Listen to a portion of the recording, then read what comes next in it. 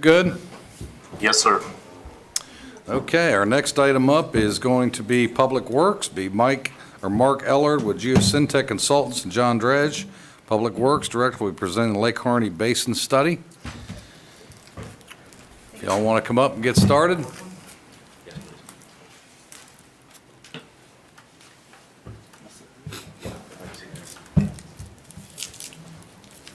I gotta take the mask off up here, right? Please, so we can hear you.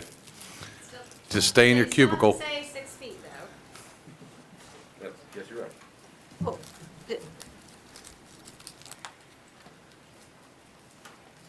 Beautiful.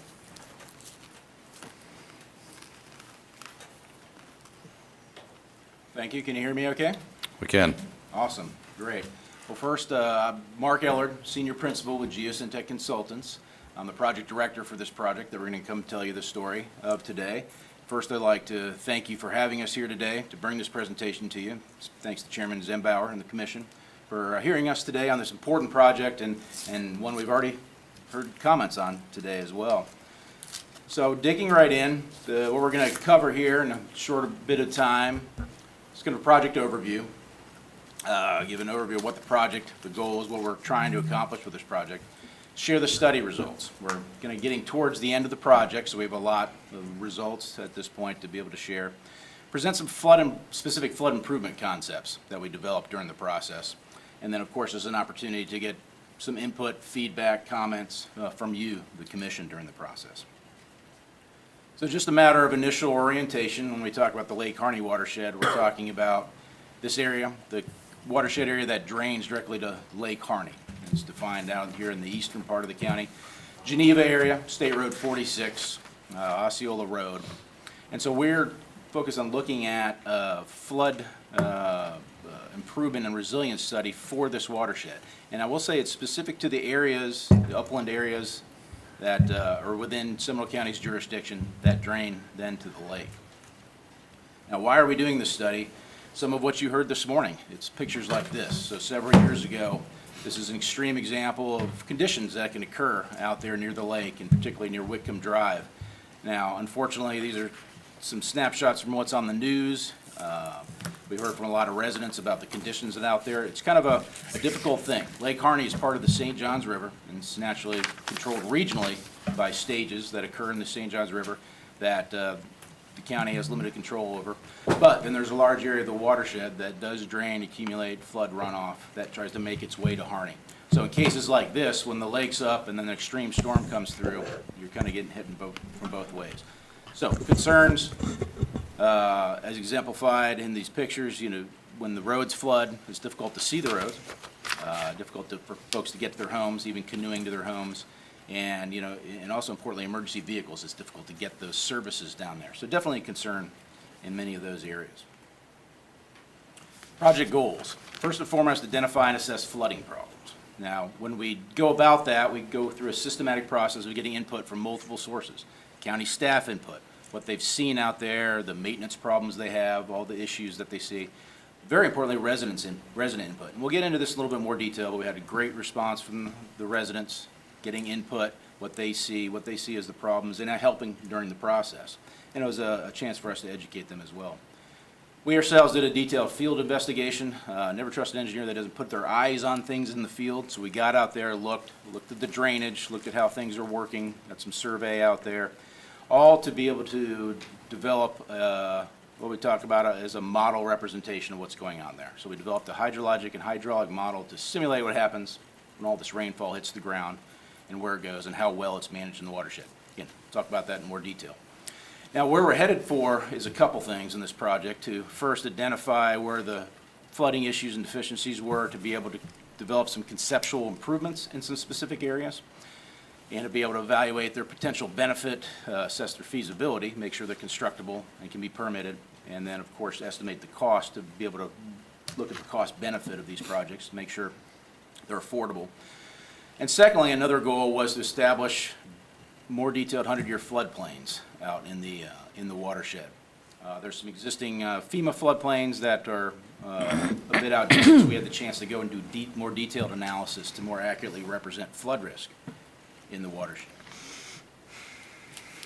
Now, a little bit more about the public input that we received. Again, this was great. We had a great response. We approached this in 2 different stages. One, an initial meeting at the beginning of the project. We had this at Geneva Elementary back in June 2019.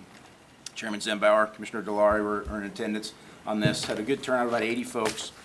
We had a chance to present the scope, the purpose, what we're doing with the project, what the goals were, introduce the project to the citizens, in other words, educate them a little bit about the process, but also, very importantly, solicit their input on flooding and other issues. Give them a chance to talk about what they see, a lot of what the county has heard before that, but give them a chance for their voice to be heard and us capture it all to make sure we document that and use it as needed for our project and our study.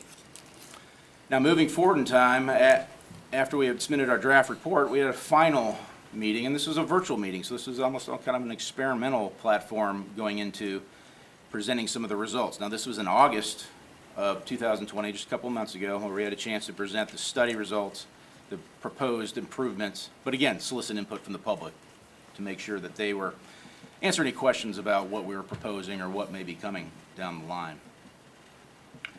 A little bit about our detailed field investigation. Again, we need to get out in the field, confirm drainage patterns, confirm contributing areas to really understand how it works. Lake Harney is an interesting, different watershed than most of Seminole County because it's fairly rural. So things work a little differently. Sometimes take a bit of a figuring out. We did inspections of drainage infrastructure, looked at flooding problem areas that have been reported by staff and the public. And also had a surveyor come out and get elevations of a lot of key infrastructure, which is ditches, culverts, channels, get some photo documentation, and do a conditions assessment. There's some areas that may require some quick and easy maintenance that we're able to identify to move forward.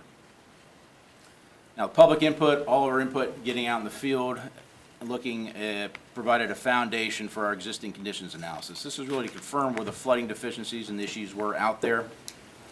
The good news for Lake Harney is there are some new, more detailed data sets, particularly with respect to topography, which is very important for understanding drainage patterns and where there's storage and conveyances without the watershed. But also detailed soils information, because that's the capacity for runoff to be, or rainfall to be absorbed into the soil before it turns to runoff, and land cover information, really the degree of imperviousness that exists out there. More impervious generates more runoff.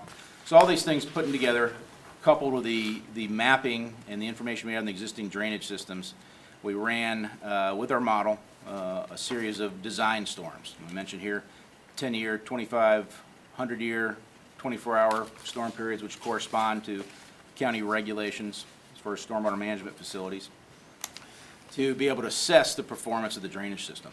Now, another thing about modeling, since it is a representation of the real world, we like to also evaluate the model in response to real-world conditions. So we were able to simulate a Hurricane Irma, what happened during Hurricane Irma as far as the rainfall, run that through the model to see if we were able to reasonably replicate what people saw during that time, and that there was a reasonable replication of theirs. So that's a bit of calibration and verification of our model that gives us a better level of comfort. So all that leads to an evaluation of the performance of the drainage system. Confirm road and structure flooding problem locations, identify severe flooding problems, and then start to look at problem areas that need to be addressed through some alternatives analysis. Now, when we talk about evaluating problem areas, we typically talk in terms of level of service of the drainage infrastructure. And we looked at a couple things, both the roads. We're focused on the public, the county's public right-of-way primarily. Looked at the roads and also looked at possible structure flooding. Now, with regard to the roads, this slide illustrates an example of how we assess that with this level of service, which is kind of an ABCD, a thing easy to understand. It's not a pass-fail because the answers are a little bit more complicated than just pass-fail. There's a degree of deficiency which we're searching for. But the idea is if we run our analysis, run our models, and for a typical road that you see here in the graphic, if the water stays in the conveyance system, where that's the storm sewer or the ditch in the side of the road with a little bit of space or a little bit of freeboard, then that's an acceptable level of service. That's a design condition that we want to have. So that's a level of service A. If you get a little bit beyond that, where you're still not having problems getting in the roadway or impacting facilities, but it's still contained within the conveyance system, that may be a level service B, which is marginal, maybe acceptable, or maybe a wait, watch, and see what may happen. But then you get into higher flood levels indicated with these infrastructure, the C and the D, which indicate an unacceptable, unacceptable situation where you're getting road flooding over the side of the road, the crown, or other facilities. And so, doing the detailed modeling of the watershed, we're able to evaluate all of the major roads that Seminole County maintains through the watershed, and that's what's shown in the graphic on the left. You can see an easy color coding of the A and the B and the C and the D. So if you're looking at the orange lines and the dark red lines, those are the roads that were termed through our analysis to have some deficiency and warrant, some attention. Primarily, there's some areas along Old Mims Road, Osceola Road, some other areas, Whitcomb Drive, which we'll talk about, Lake Harney Road. There was some deficiencies also noted along State Road 46, but there's a recognition that that is DOT maintained. Now, in addition to the roadway focus, we also looked at structure flooding as part of the deficiencies and where we'd see that happen potentially in the model. And that was based on a 100-year storm. We're going to mirror what FEMA does. And I will say there was, out of about 1,500 or so identified structures, only about 6 structures that appeared that they could be impacted by that, and then information was captured in our report for the county to evaluate. So people, even though there's a lot of flat land and low-lying areas, people, for the most part, are building their houses a little higher, which was good news. Now, all that data we took, identified the problems, summarized them, and prioritized them in the report based on degree of observed flooding, flooding severity, flooding frequency, and the maintenance responsibility, areas that the county has control over fixing.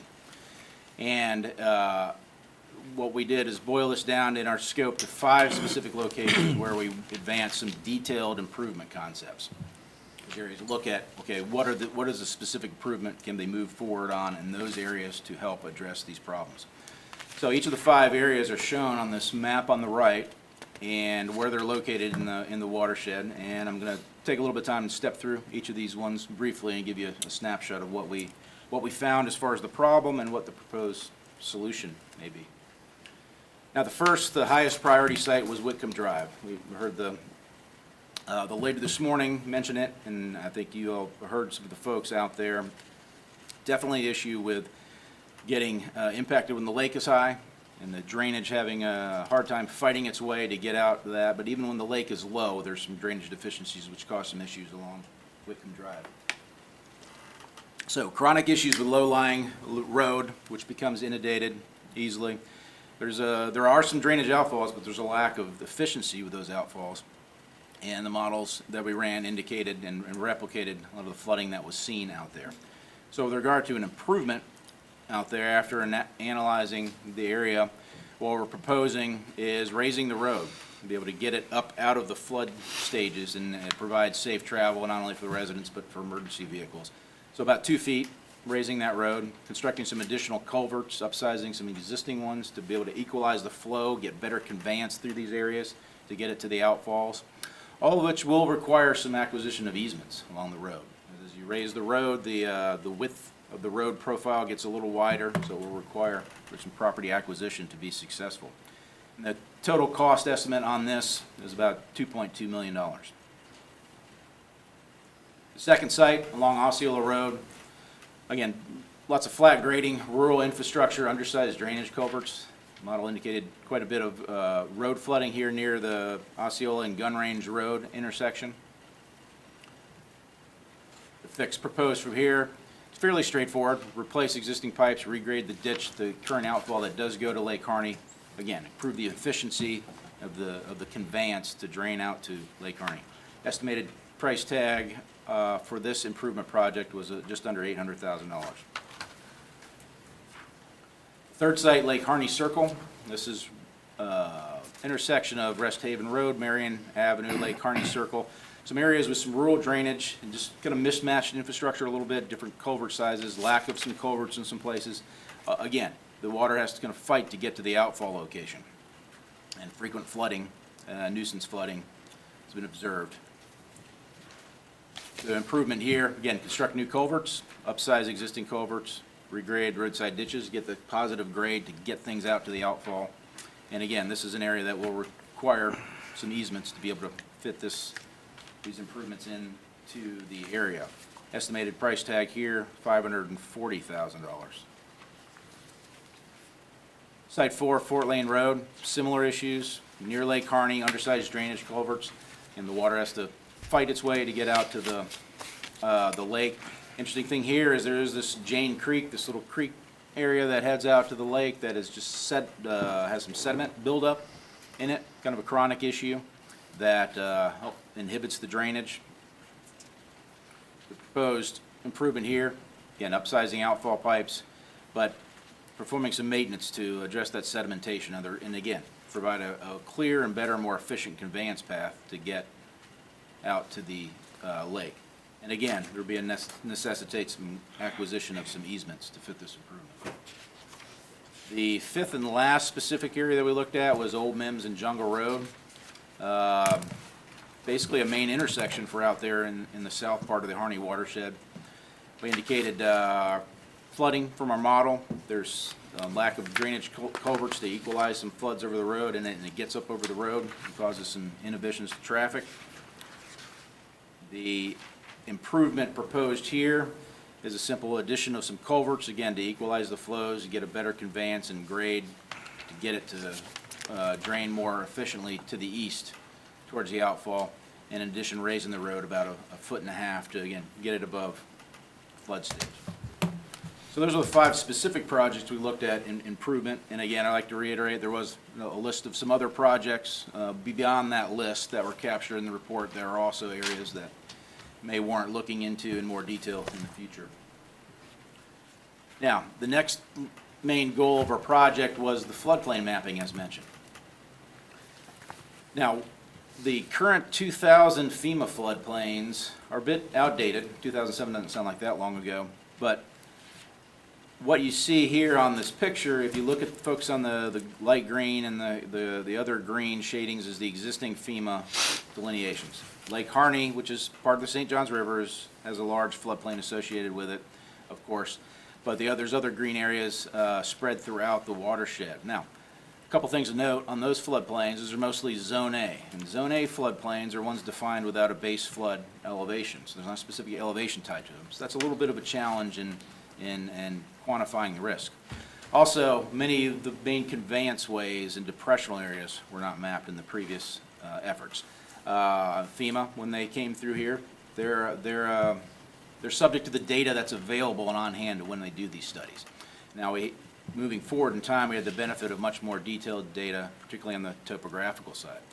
So our updated floodplains, which are shown here in the blue overlaying the green, based on much more detail we're able to afford for this project, and more accurately define the risk that's out there. So the idea going forward with these is that the new floodplains, once they're thoroughly reviewed, folks in the county, and we've gotten all the public input, they would be submitted to FEMA for a letter of map revision to get those approved through the FEMA process and established as new floodplains in the maps for the insurance rate purposes. Now, recognizing that this map is difficult to see detail, we did provide a zoomed-in view, which maybe provide a little better snapshot of what these look like relative to each other.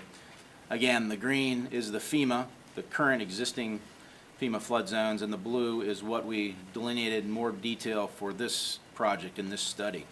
A few things to note is that there are some areas that are currently in floodplain that would remain in the floodplain, although there would be a base flood elevation defined for them. There's also some areas that are currently in floodplain which would maybe be removed out of the floodplain, or the opposite, some areas certainly that are not in the floodplain that would be defined in the floodplain. So this, as you can imagine, is a bit of a concern for residents. So we did stress the point during the virtual public meetings that take a look at these results on a citizens look at your parcel, look at your home, figure out what the impact and implication is, and certainly ask any questions of us, because when this goes and gets adopted through the FEMA process, you'll want to make sure that you're educated on this. And I will say, during the FEMA adoption process, there is a long period of public comment as well as they're adopted. So there's chances for input with FEMA as well. So with that, kind of a summary of currently where we're at with the project and what's coming next. As I mentioned, we had an initial public meeting back, kicking things off in June of 19. A couple other meetings of note wanted to know, because there are concerns about Lake Harney and the stages, which are, the stages of Lake Harney are outside really of the scope of what we're looking at.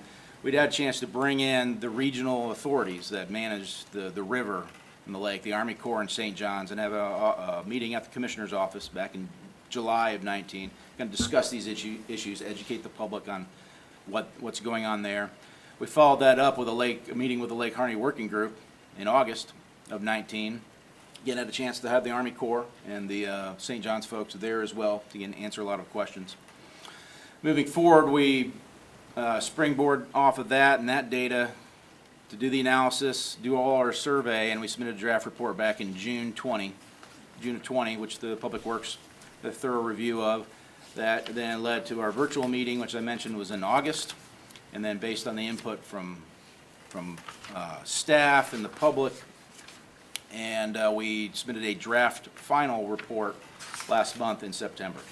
So our current task where we're at is here, meeting with you, sharing this story with you here today, and then moving forward after this workshop, just a few things left in the scope: the FEMA letter of map revision application submittal, and coming back to you of our final commission meeting, give the final results, answer any, follow up on any concerns or questions, and then a final report.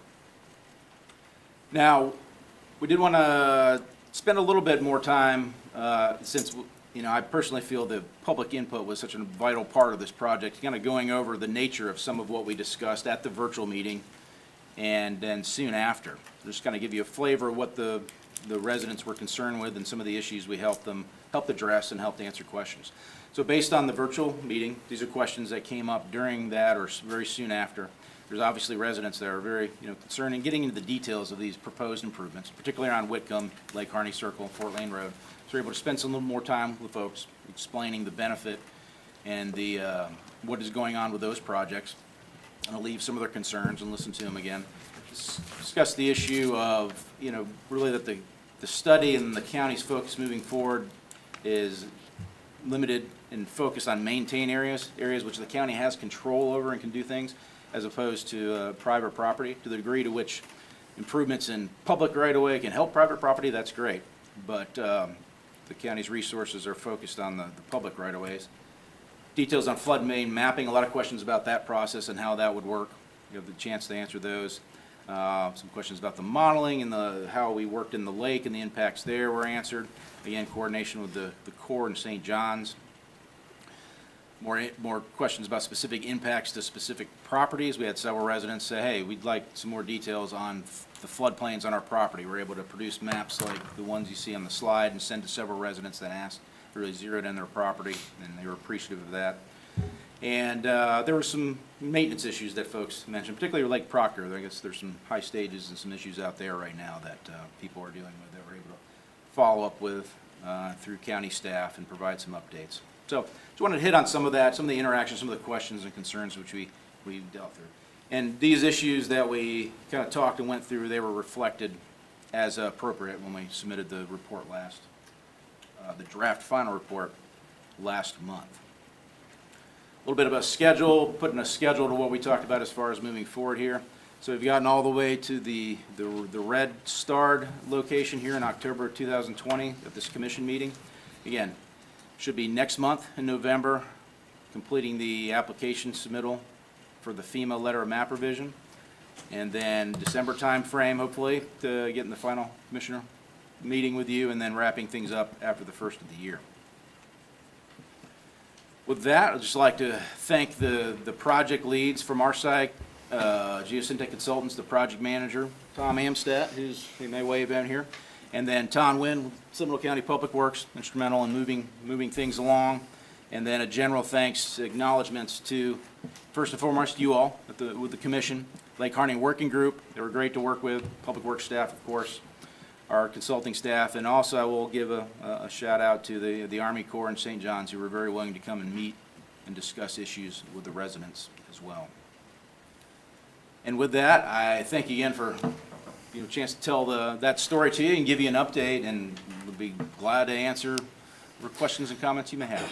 Sure, thank you very much, Tom. Also, we'd be remiss, we had the River Keepers, St. John's River Keepers at that inaugural meeting with the Army Corps as well as St. John's. We wanted to make sure we had everybody in the room, so we were successful in getting that done.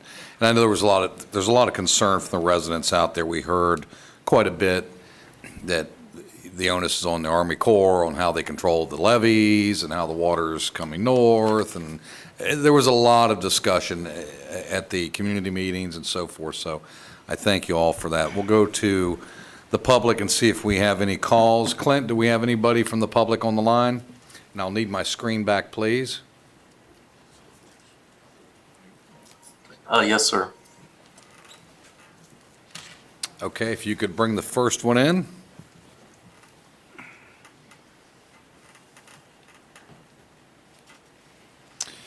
Well, good afternoon again, Mrs. Milch. Welcome.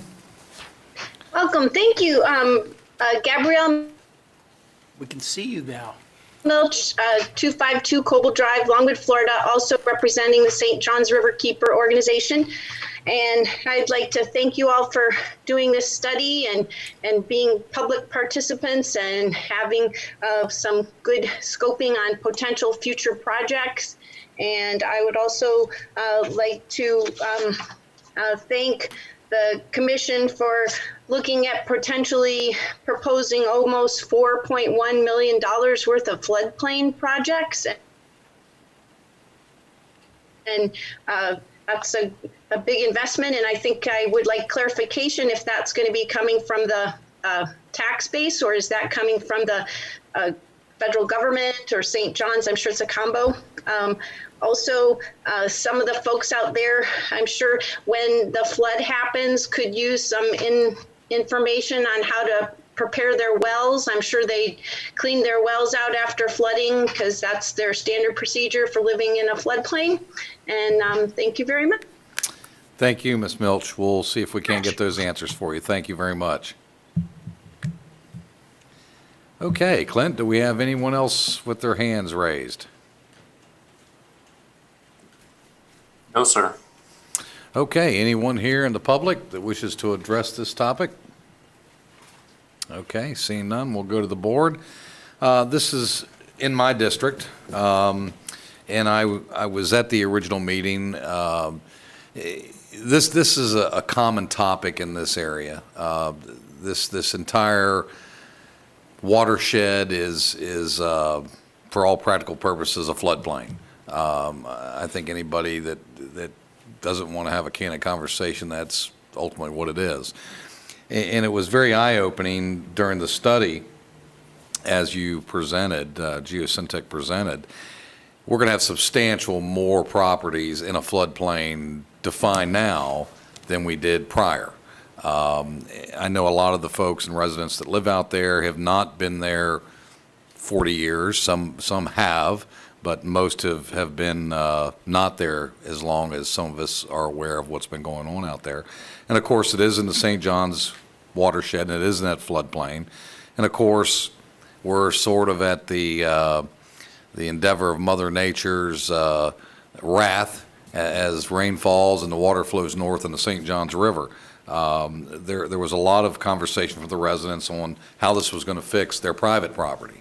Well, I think the reality is it may impact some with this project on the way that the water is handled and the way it currently flows, but ultimately it's not designed to fix private property issues. And there certainly are private property issues out there where people have built low, or they have property that basically is wet, if not year-round, anytime the river comes up in its annual rise. And that's unfortunate, but I've tried to as politely convey to those residents that we're not going to be fixing their private property. The roadways are an issue because of the low-lying area. And as the resident conveyed earlier, that is a problem in trying to find your way in a flooded roadway where the ditches are and where they aren't are, because they are pretty deep ditches, and they're deep for a reason. And part of the problem is when the river comes up, it backflows and fills the ditches. So it's very difficult to get the water to go to the river when the river is actually coming up and coming back up into the drainage systems. But there are certainly appears to be some areas that can impact this and help these citizens out. So I appreciate, identifying those areas, and especially as far out as Osceola Road at Gun Range, where Osceola Road has been a problem as well, which our own county workers have to get to the landfill out that direction. So, that's a heavily traveled road from heavy equipment standpoint. So, Commissioner Delory, before I came on the commission, had started dealing with these individuals out there in my district and had got this initial conversation going, so I sincerely appreciate you handing that off to me, I think. You sure about that?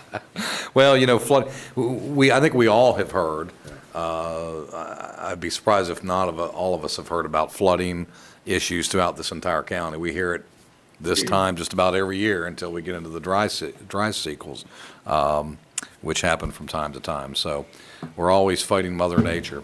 Commissioner Carey? Yeah, just a couple of things. I mean, so like you said, when the ground is saturated, Mother Nature is, a big part of what's going on right now. And when the river rises, there are certain parts of the county, all over the county, that flood. I think most of the properties, it's the property floods and the road floods, not people's homes flooding. But I would tell you that if you raise Whitcomb Road 2 feet, you're probably going to cause flooding somewhere else. And so I'd be really concerned about that. And then my other comment is, if the residents out there all support doing something to improve this, I would certainly hope that they would dedicate the right-of-way that it would take to do this, because there's a $316,000 estimate in here for right-of-way. The other thing is, as we saw earlier today, the item where FEMA has come in and done the evaluation to determine if the property is eligible to be acquired with the FEMA grant. Then, for those people who didn't realize what they were buying when they bought out there, if they have a continual flooding scenario, they can apply for a FEMA grant for the acquisition of those properties. So that whole area out there from Osceola Road all the way to the river, all along the river, the Port of Sanford, everything west of the Port of Sanford. I mean, these are all areas that flood. Lake Sylvan. Again, there's lots of areas in this county that flood at this time of the year, especially when our water table's high. So I just want us to be cautious about moving forward with projects that, you poke it in over here, it usually pokes out somewhere else. And I think we need to be really careful with that. Okay.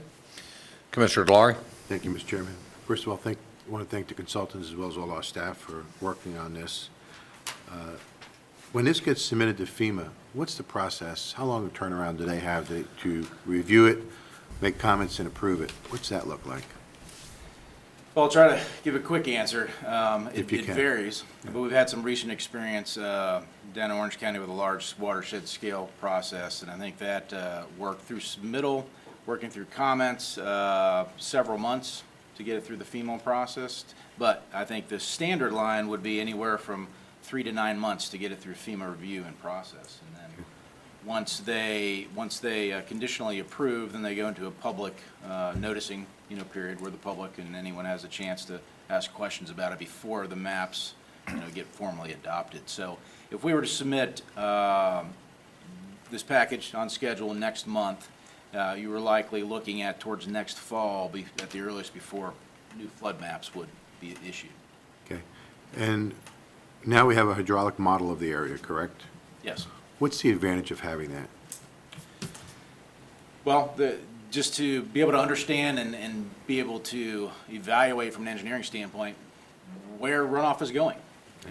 We know there's ditches, we know there's culverts, we know that there's areas that go out, but what the harder question is, what can they carry? What can they convey? So, especially in rural areas, you get a lot of disconnected drainage where you know, very frankly, you know, ditches go up and down and sometimes impede flow. So having a model being able to evaluate the conveyance, the hydraulic capacity of all these facilities is very important to be able to confirm what needs to be fixed, what doesn't need to be fixed, and, you know, be able to be more cost-effective at targeting improvements.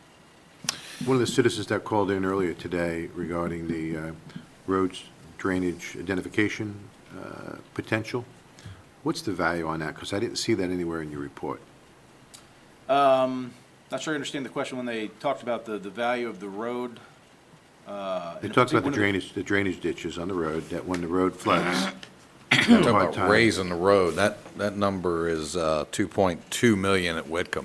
That's just Wickham, but I'm sure there's other roads as well. Yeah, well, with our scope where we're focused in and is identifying drainage efficiencies and then really focusing on a full cost analysis of just those 5 locations. Okay. So for Whitcomb, it was 2.2 So million. that doesn't look at the other roads and the other areas to identify them. Identified deficiencies, but not the cost to fix, correct. Got it. Okay.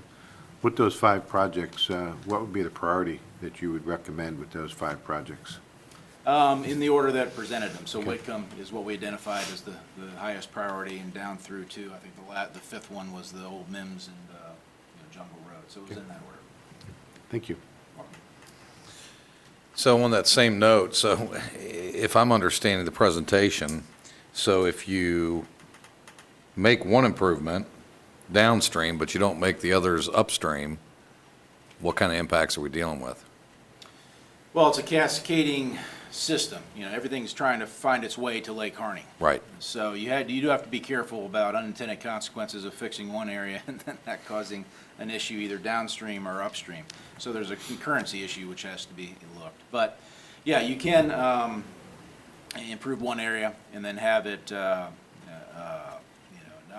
not impact other areas. Generally, if you work your way from downstream more to upstream, it kind of helps the process. As you fix, of course, upstream and make that more effective in drainage, it might put some stress on the downstream areas. So there's a lot of that that's factored in and how things are sequenced and built, and certainly a concern.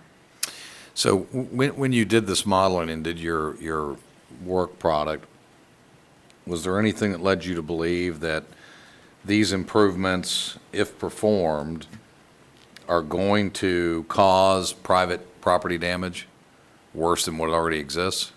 No. A specific charge of us that we have when we're conceptualizing these is to evaluate property, private Right. property impacts. Now, if we're focused on the roadways, which most of them are, our charge is to make sure that conveyance and the improvements are done in such a way that kind of almost pulls the risk towards the road into a better managed facility, that may help some of the private properties. In some cases, it may not directly improve some of the private property issues because they are private property issues, but to the degree to which we can work within that, county-maintained corridor.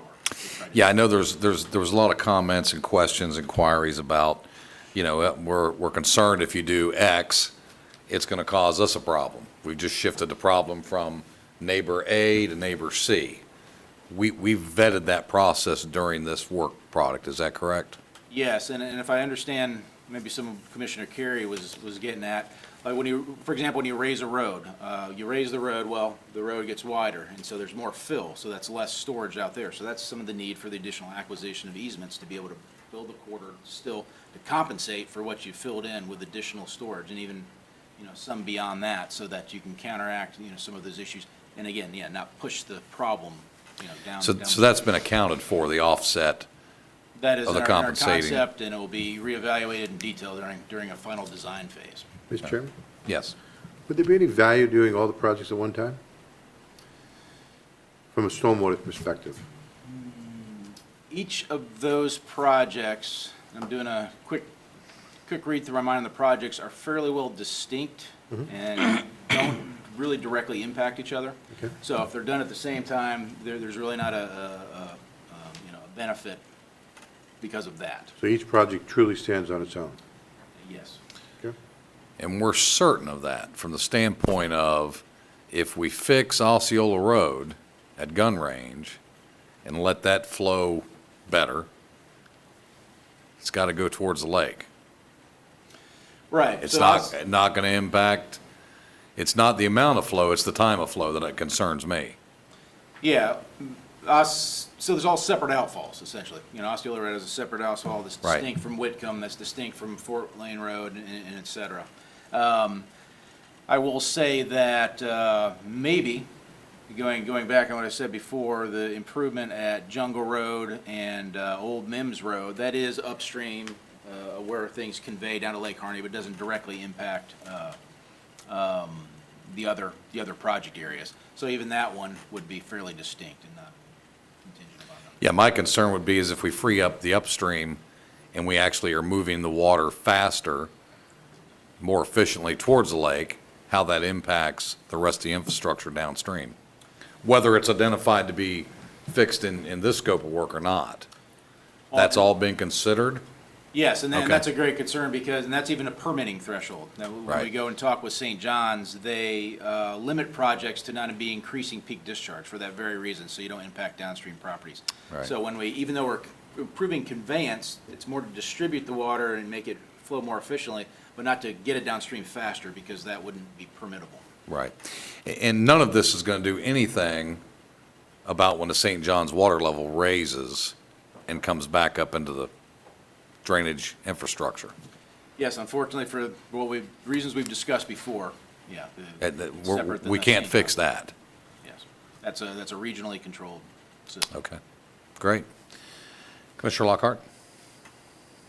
So over the years, I mean, I know we look at Hurricane Irma because it's the most recent, most striking event of flooding out there, but over the years, there has been flooding for many events and many different times. So have you been able to historically paint us a picture so that we know how frequently the event is because the river and the lake are flooding back, that people are having issues, and how versus how much of the time it's because of flow going toward the river? Or is it a 60-40? Is it 50-50? How, I know I'm probably asking you a question that you maybe you can't answer, but Well, Tropical Storm Faye was a pretty significant event there. yeah, I remember that. Yeah. So I remember a mom in particular calling who was not complaining, but just letting me know that she was in a canoe with her child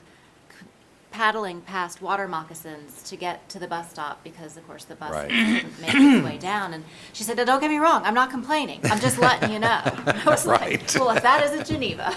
Right. So, So I get it, but I also know that there is and you made the distinction, there's water coming in from the lake, and if this isn't gonna fix that, I just wanna know how many of the events out there are because of that versus drainage not being able to get out. river coming up versus drainage flowing too. Yeah, and you're right, that is a very difficult question, I don't have a specific answer. But I will say that what happens is sometimes what's going on with the river over a long period of time is not necessarily, well, let me be careful the way I say this, not directly associated with, say, a large storm that falls on Seminole County.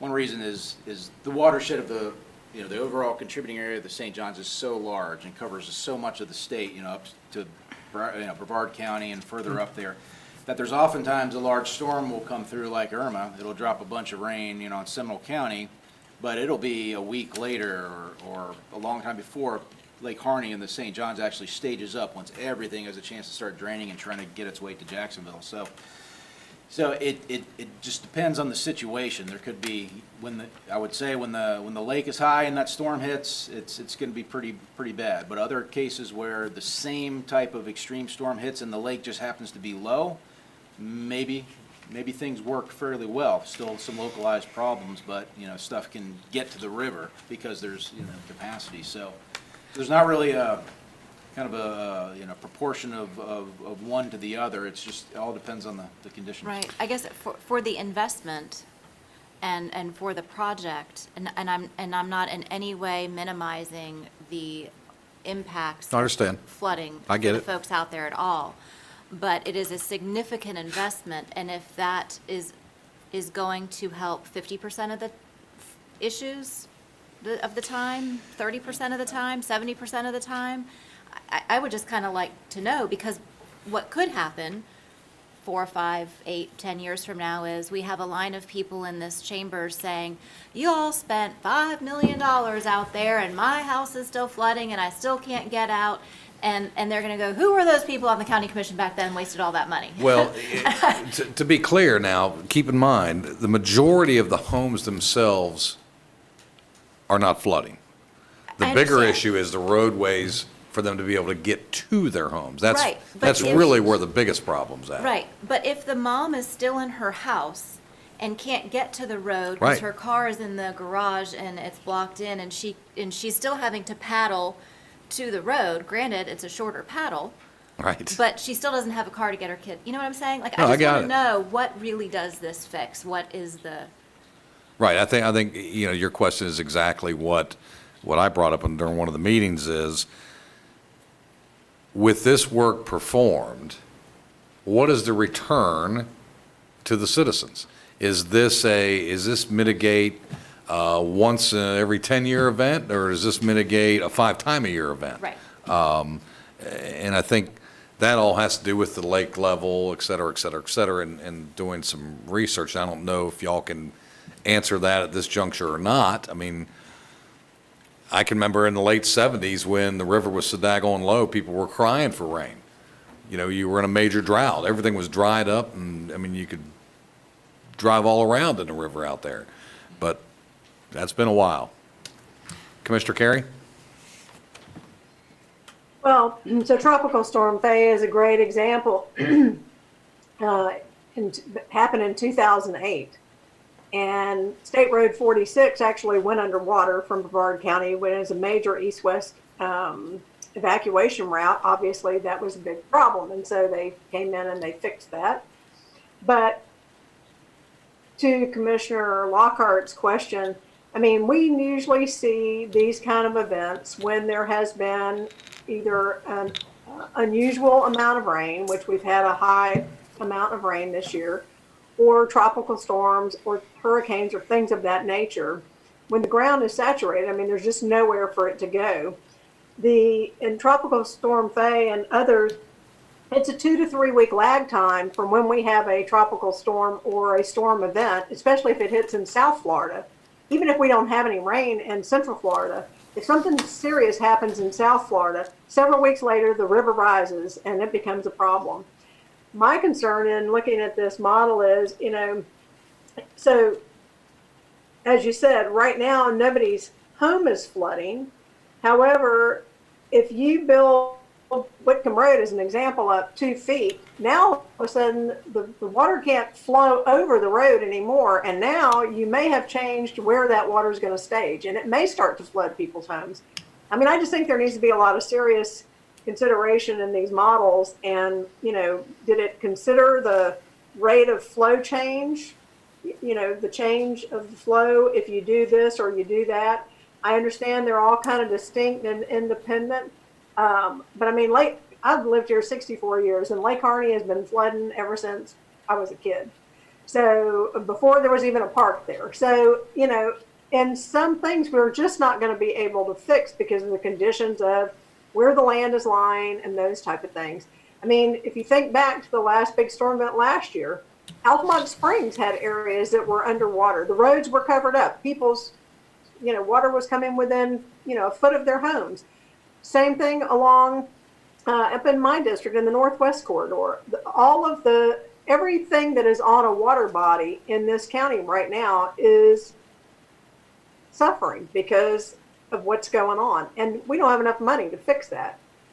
And so, again, I just want to be careful that, again, if you block off Whitcomb Road and the water can't go over the road, I promise you there's going to be some people's houses that are going to flood that didn't flood before. So I think you just got to be really careful in the fix. Okay. Any response to Commissioner Carey's? I know we had a discussion about the additional property be purchased for the additional compensating. Yeah, and I think that's a good comment. If you raise the road higher, are you just creating a higher dam? Well, as part of the process, as I mentioned, there will also be the installation of some additional culverts and some additional conveyances that can still get the water under the road. even though it's raised, there'll be that, relief, so that it won't be backing up water anymore, on the upstream side. So the idea is to provide that road a safer height, to get vehicles, folks at least to their, where their homes are and the vehicles, but then provide that road as the actual conduit to be able to convey the floodwaters from either side and get them to the outfalls which exist out there and get them to the lake. And So it- those things are considered. And in your opinion, based on the work that you've identified, how likely is it that St. John's would issue permits for this work? Well, as part of the process, we have met with St. John's. Okay. And discussed with them the permittability of each of these options that we discussed. And so what we brought forward has been vetted through the district with regard to permittability. Okay, Good. great. Good deal. Commissioner Lockhart? So I'm going to ask a tedious question. Because we do have so many other areas in the county that, where property owners experience their property flooding during times like this, everyone thinks that their particular issue is, of course, the most important one, and I don't blame them. If my property was flooding and I was having to paddle my kid to the bus stop, I'd think mine was the most important. How would you recommend, because I believe you just have done this study for us, correct? Have you done other studies around the county for us as well currently?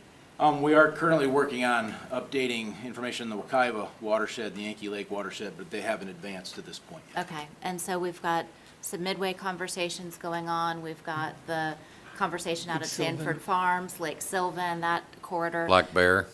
Right? Yeah, I think of that as Sanford Farms area. Yeah. But yeah, so how, given your expertise, if you were in our place, how would you prioritize different areas of the county? What criteria would, in your mind, make one particular project more fast-tracked or necessitate attention more quickly?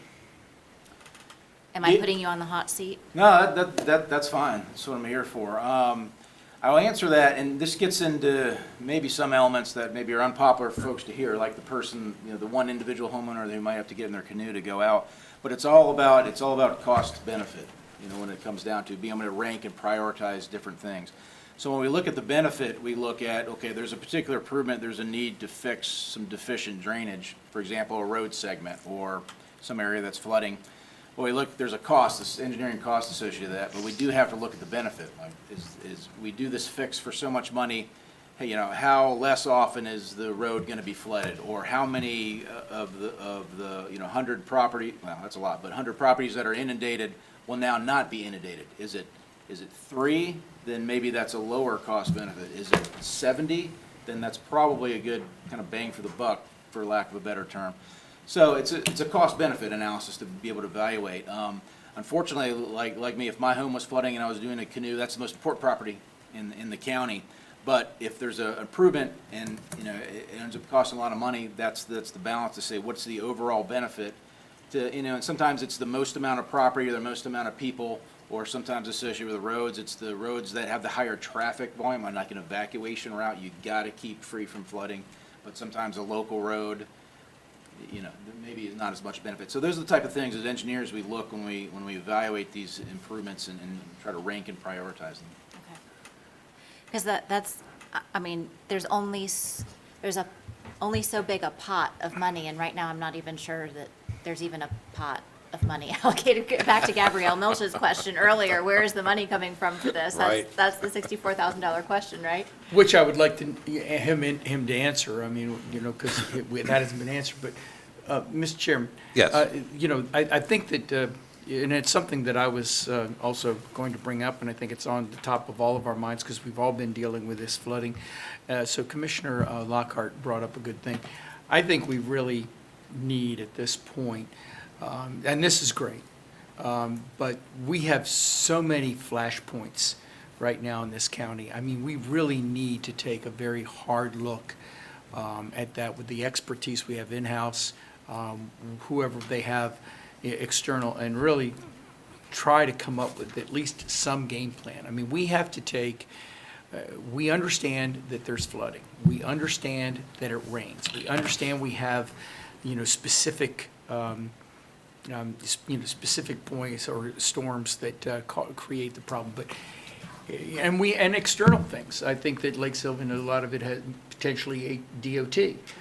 Down in Bear Lake, a lot of it had to do with something that was happening in Orange County right now. So there are external factors that take it, but we need to really look at, but we also have, a part to play in this with how development has occurred. So I think that, we need to really take something that we need to put on our priority list as to look at this as a holistic point of view and how we are going to tackle this as we move forward. Well, I'd like staff to look at, maybe some ranking. Absolutely. Cost to benefit analysis on how and which projects related to drainage benefit the most for the least amount of dollars, as well as whatever grant funding may be out there, either through FEMA or other entities that can help facilitate these. I don't want anybody to be flooded. I don't want any road in the county to be flooded.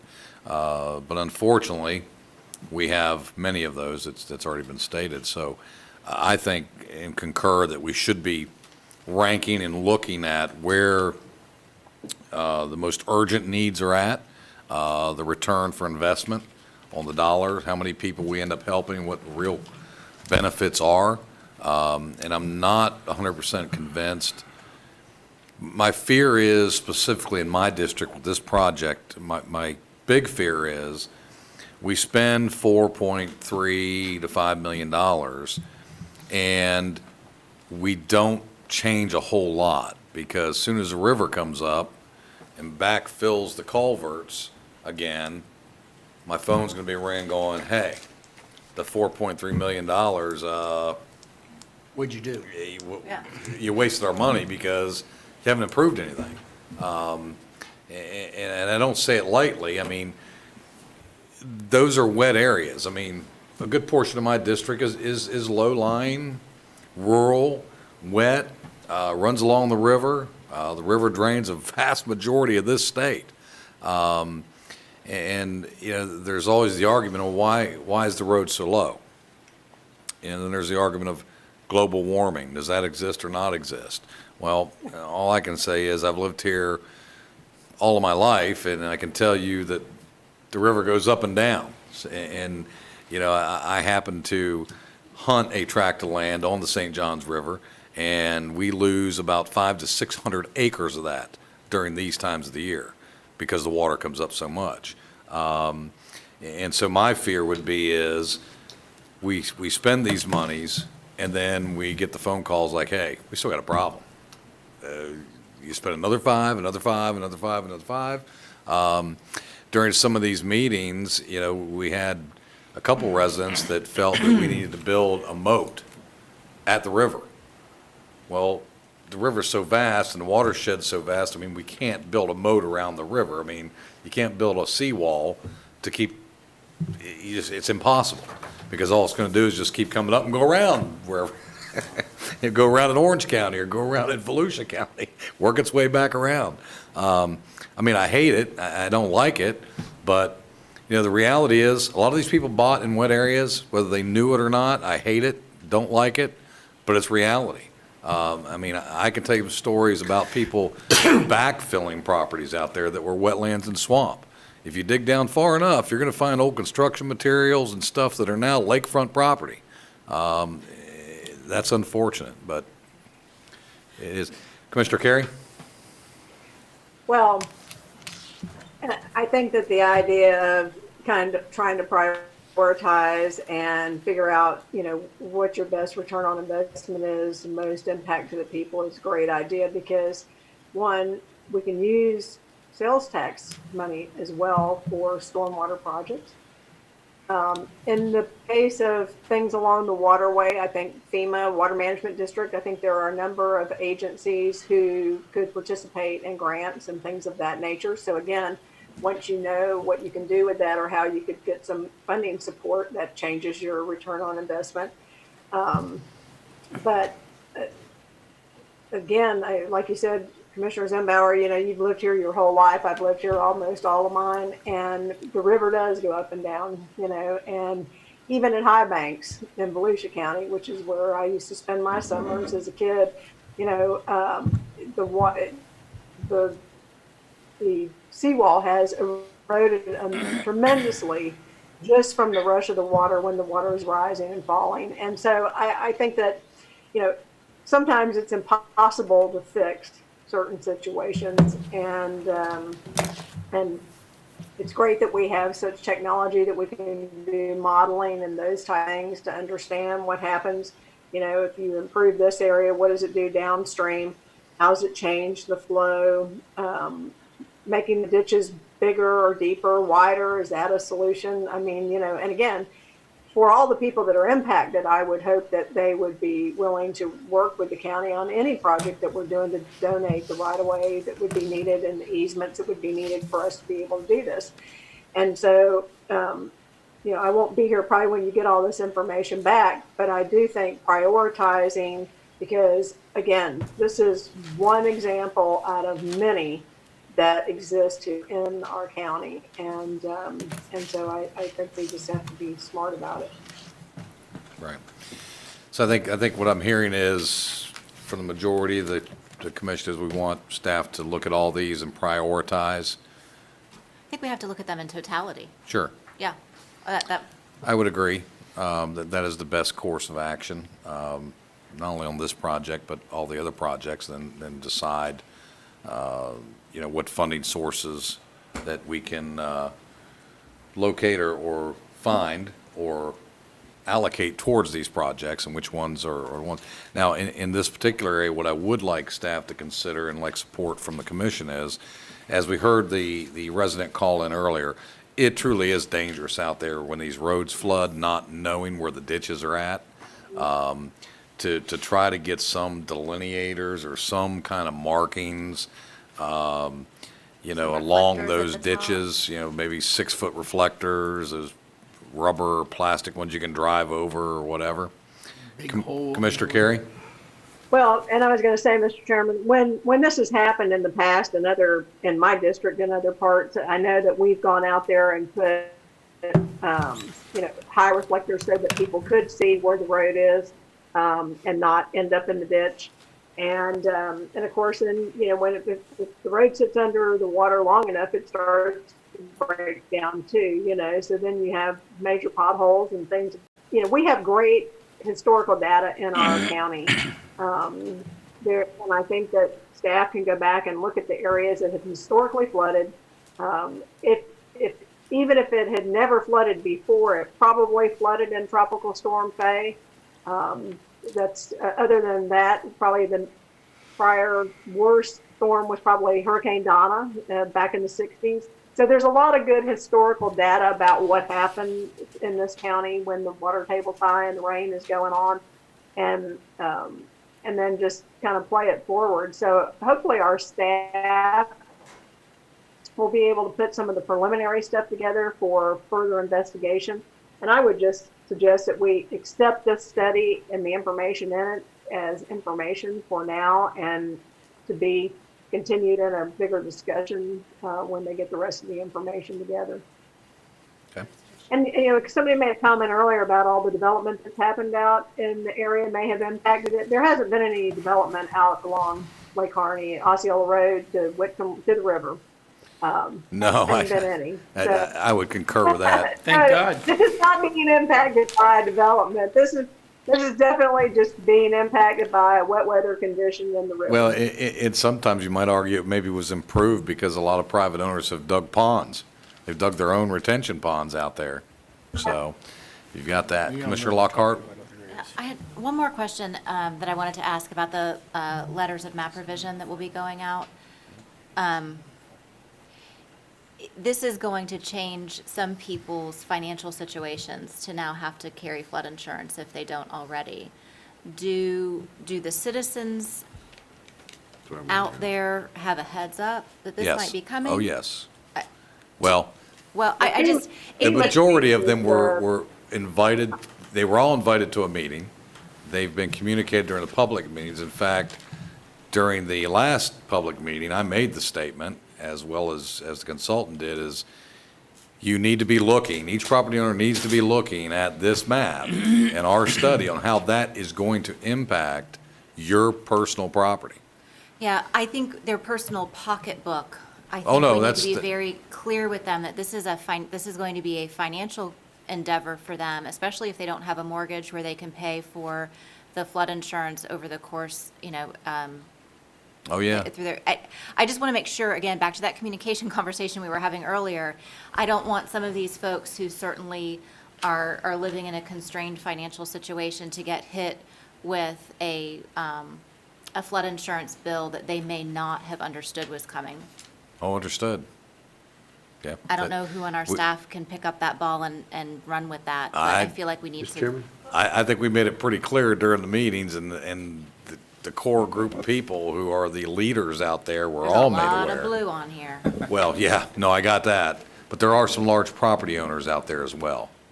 There's a lot of big 100-acre, 120-acre tracts that are owned by same people. It sounds to me as though you sort of want to put a pause on this study. There's a little bit more to do until you have a bigger picture. You can understand what the bigger picture is, and how this will relate to the other basin studies we've either just completed or were in the works. Nicole, you might want to move your microphone up so that folks can hear. Sorry. Oh, that is much better. Yeah. Now we can hear you. It sounds to me like you might want to take a pause and understand how this fits in the context of everything else in the county that we're looking at from a drainage standpoint. And I wrote myself a little note about, do we want to pursue the Lomar before we do the final meeting with the board on this report? And I don't know if that's something, and I'll look to the consultants about whether we need to do that now, or do we want to wait and see how this relates to everything else, bring back the final report, because the final report was going to come back to the board after the Lomar. I don't know what the appropriate timing is on that, and is that something that's better to maybe also pause, come back Well, and talk to the board as a whole? I think there's a lot of moving parts. I think, there's a concern about how much this really fixes and the benefit to those folks. Does it fix it for 6 people, 5 people, 20 people, 30 people? Or does it cause other problems? But I think there's other moving parts, as Commissioner Carey brought up, is right-of-way acquisition. If you have residents that are willing to donate right-of-way to help cure their own problem, well, that maybe moves a project up and down the list of priorities on getting them done. There may be grant monies available for rural communities that aren't available to other areas. That may be a change in prioritizing where we move. I mean, I think something's got to be done out there, but I agree with my fellow commissioners. We've got flooding all over this county. And so, Gotta do something. I'd love to go to my district people and say, hey, we're going to do this. But the reality is I'm not convinced that spending $4.3 million is going to not cause other problems and purely cure these. But we also have other areas around the county that rightfully and honestly should be looked at and prioritized as we move through the process. Well, I think that we can come back to you in fairly short order and give you the bigger picture. Okay. And say, this is how it fits. There are studies that are not complete. We can't give you all of the details, but I think it sounds to me like before we get much further down the road on this one, you want to understand how it fits in with everything else in the county, or maybe I'm not hearing that. Well, Maybe I'll just speak for myself. We've paid for the study. It's a wonderful study. It gives us a lot of fantastic detail. It updates the FEMA maps. I'm not saying that we don't pursue the Lomer process. I just want to make sure that it doesn't surprise people with what it does. That's my personal opinion.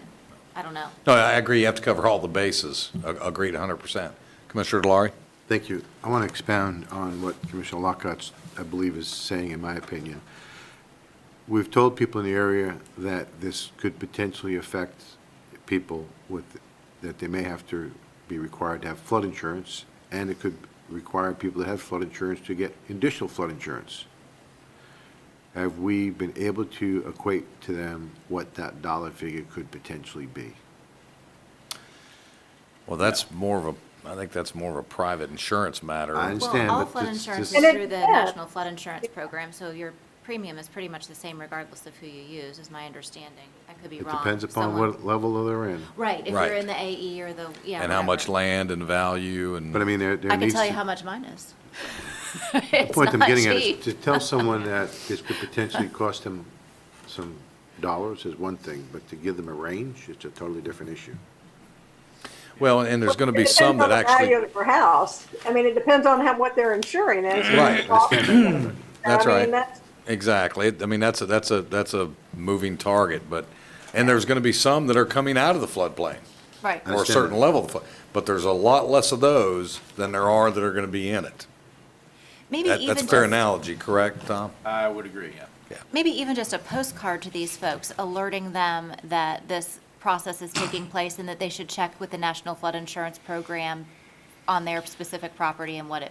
Well, what we it can, would be. we've got all Something. the email addresses of everybody that was there and those leaders. I mean, you could send one out to every address, but I'm telling you, when you get out in that neck of the woods, when you come away from the lake to some of the other areas up around Osceola Road, you're dealing with a handful of landowners that own all the property in those bigger tracts, including Seminole County, by the way.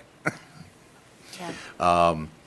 And so I I just think don't we wanna can, catch I think we anybody can get the surprised. word out. That's I all. mean, that's, the people have been pretty engaged. Would the consultant not agree that the citizens have been pretty engaged on this Yes, I would. I and would well agree. attended? I mean, it's been pretty, so, I agree that we need to make sure that they understand what the costs are. But if we can get staff to bring something back to us relatively quickly on what we discussed on prioritizing. John, is that, do you need, if you want to come up to the mic? For the record, John Zrej, Public Works Director. We are doing several basin study and probably some suggestion. Then when we finish with all those basin study, each basin study is going to generate some type of project, identify some type of project. And we can take all those project and we can prioritize them and bring it to you. Because we do have now Midway Basin we're working on. Also, we have Monroe, and we will be going to Econ River Basin. We're doing a lot of basin study, and you're gonna see generated some project. And we can take all those projects together, and we can prioritize it, evaluate it, and bring it to So, you. so on that note, let me just ask, while we have the consultant here, on the Econ Basin and the Monroe study, and for that matter, the Midway, I mean, all these end up in the St. Johns. All these basin areas you're talking about end up in St. Johns River. So data that we collect and identify things that may be done in the Econ Basin, could that hypothetically affect what's actually going on over in the Lake Harney Basin? Some, like Lake Harney, a lot of those flooding is the lake itself, is back to that area. Some other area, like Midway, may not be the same situation. Maybe Right, different. but what they end up the same, majority of the same place. So I don't, yeah, of course. So my concern would be, let's say hypothetically, we identify some deficiencies in the Econ Basin, and we decide that there's a certain amount of infrastructure needs to go in to fix that issue. And now we're flowing water faster towards the St. Johns. It would seem to me that's going to impact what happens in Lake Harney.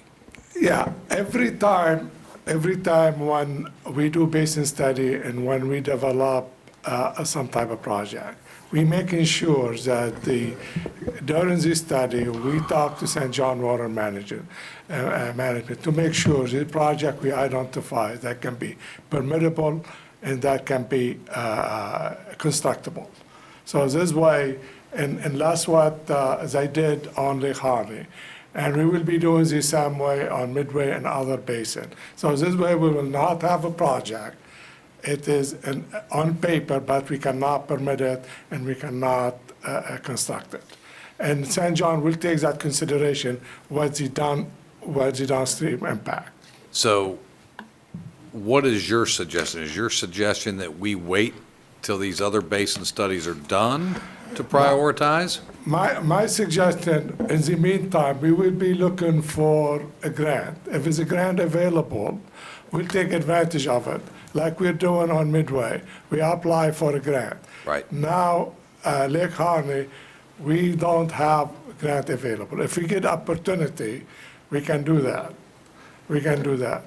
And also, and the other way, when we have those basin, if you want all those projects, we can take all those projects generated with those basin, and we can have some type of, to prioritize ranking? them. Ranking? Yeah, we can rank them and prioritize them, and also, and see which project it is, we can get a grant, can meet the grant criteria, which one cannot.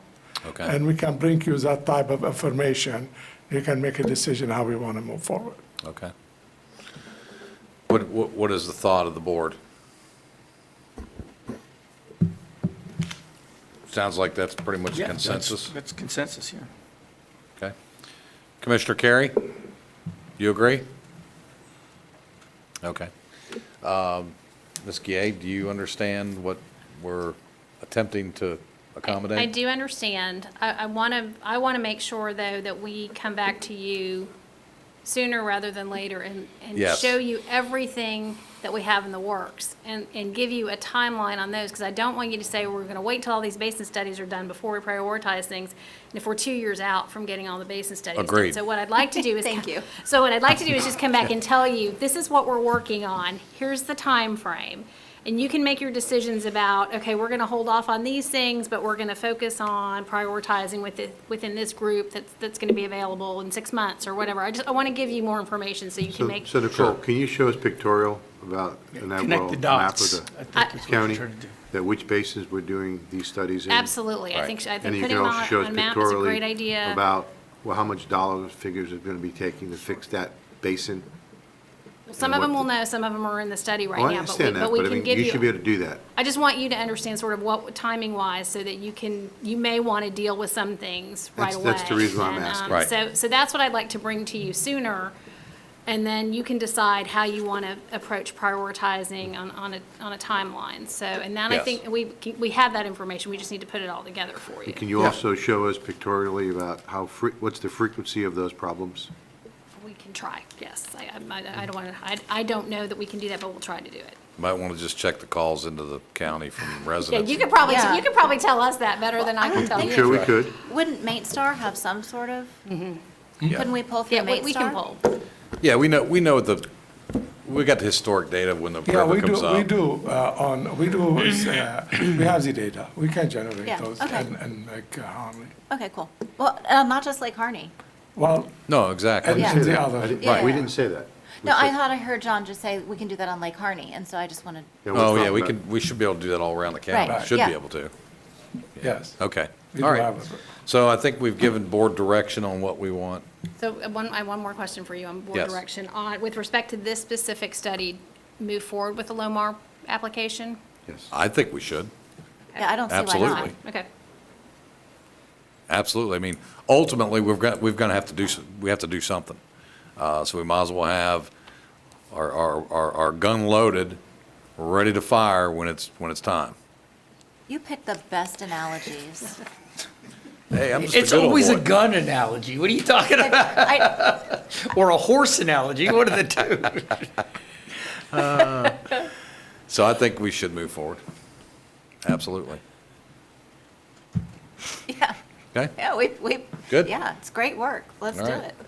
fantastic. Thank you all very much. Thank you. 5-minute break. Thank you. All right, we got a couple commissioners who would like to take a break. Let's take a 10-minute. It's 2:37. Let's be back here at 2:45. That's 8 minutes. Bernard, I don't know if Commissioner Carey will be able to come back with us after that. Commissioner Carey, I know may have to leave. Yes, she's I may got, have to duck out. I'll wait as late as I possibly can, but. North Carolina. okay. We just understand. like that.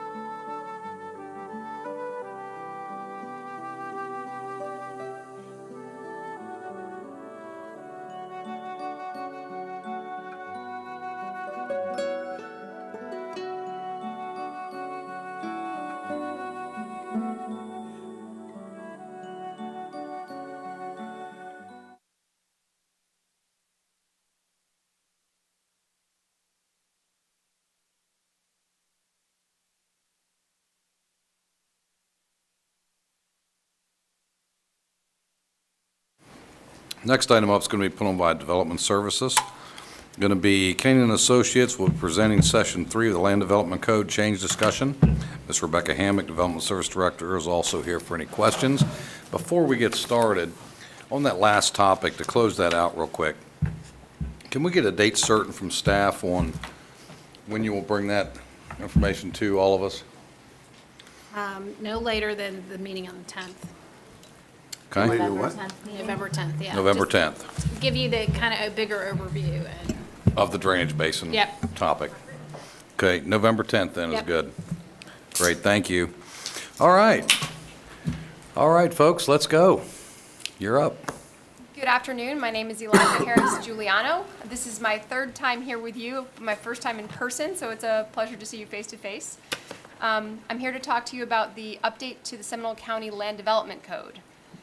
Today we're going to talk briefly about the project process, and then we're going to focus on three major areas: mixed use and infill development, rural standards, and attainable housing. As you'll see from the process overview, that's just one piece of the larger puzzle. And then at the end, we'll talk a little bit about prior feedback, both from the public and from this body. So in terms of where we are in the process, this is as I said, the third presentation that we've given to this board. The first two fell under a review of current regulations, which included 2 board work sessions as well as public input and attachments to the last board packet.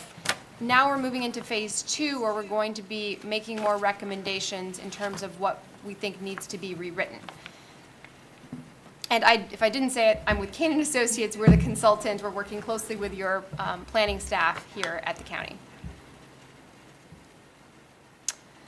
So the first of those 3 big topics I want to talk about is mixed use, infill, and redevelopment. And today, because these are big conceptual topics, we're going to start by discussing some of what the comprehensive plan says about these, some background on these ideas, and we want to give you a big picture before we move into a future board work session where we'll be giving much more specific recommendations on the changes that would result from what we're talking about today. So mixed-use development is addressed today in the comprehensive plan, and some of the reasons given for why mixed-use development would be a positive thing to see in Seminole County are supporting the Central Florida Regional Growth Vision, also known as How Shall We Grow, which you'll remember from about a decade back now, but it continues to influence local government policy throughout Central Florida. And fascinating, recognizing I'm interrupting you, and I'm sorry, but do you know we still have the posters for How Shall We Grow up in the community area where people wait for building permits? They're still up. Yeah. I think we still have the first piece of paint that was ever put on this building. That may be. I was down there. When was this building built? Like And I'm like, 61. oh my gosh, we still have that up there. That's amazing. So we're right there with you. We have never left. And I mean, it is some time ago, particularly as these cycles go, but development happens relatively slowly, and so having some continuity over time can be very positive. And it was a significant kind of effort that does not happen on a frequent basis. So true. The comprehensive plan also talks about discouraging sprawl development, saving energy. A lot of that energy is saved through the capture of automobile trips by either shortening those trips or moving to different modes of transportation, such as public transit, bicycling, and walking.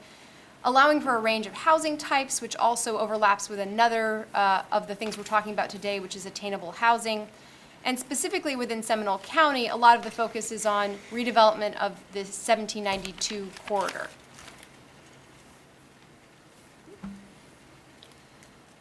So where would mixed-use infill and redevelopment happen within Seminole County? The comprehensive plan talks about urban centers and corridors that are pictured here. And as you see, the gray is what's within the city limits. So the pink and blue colored areas are those parts which are within Seminole County.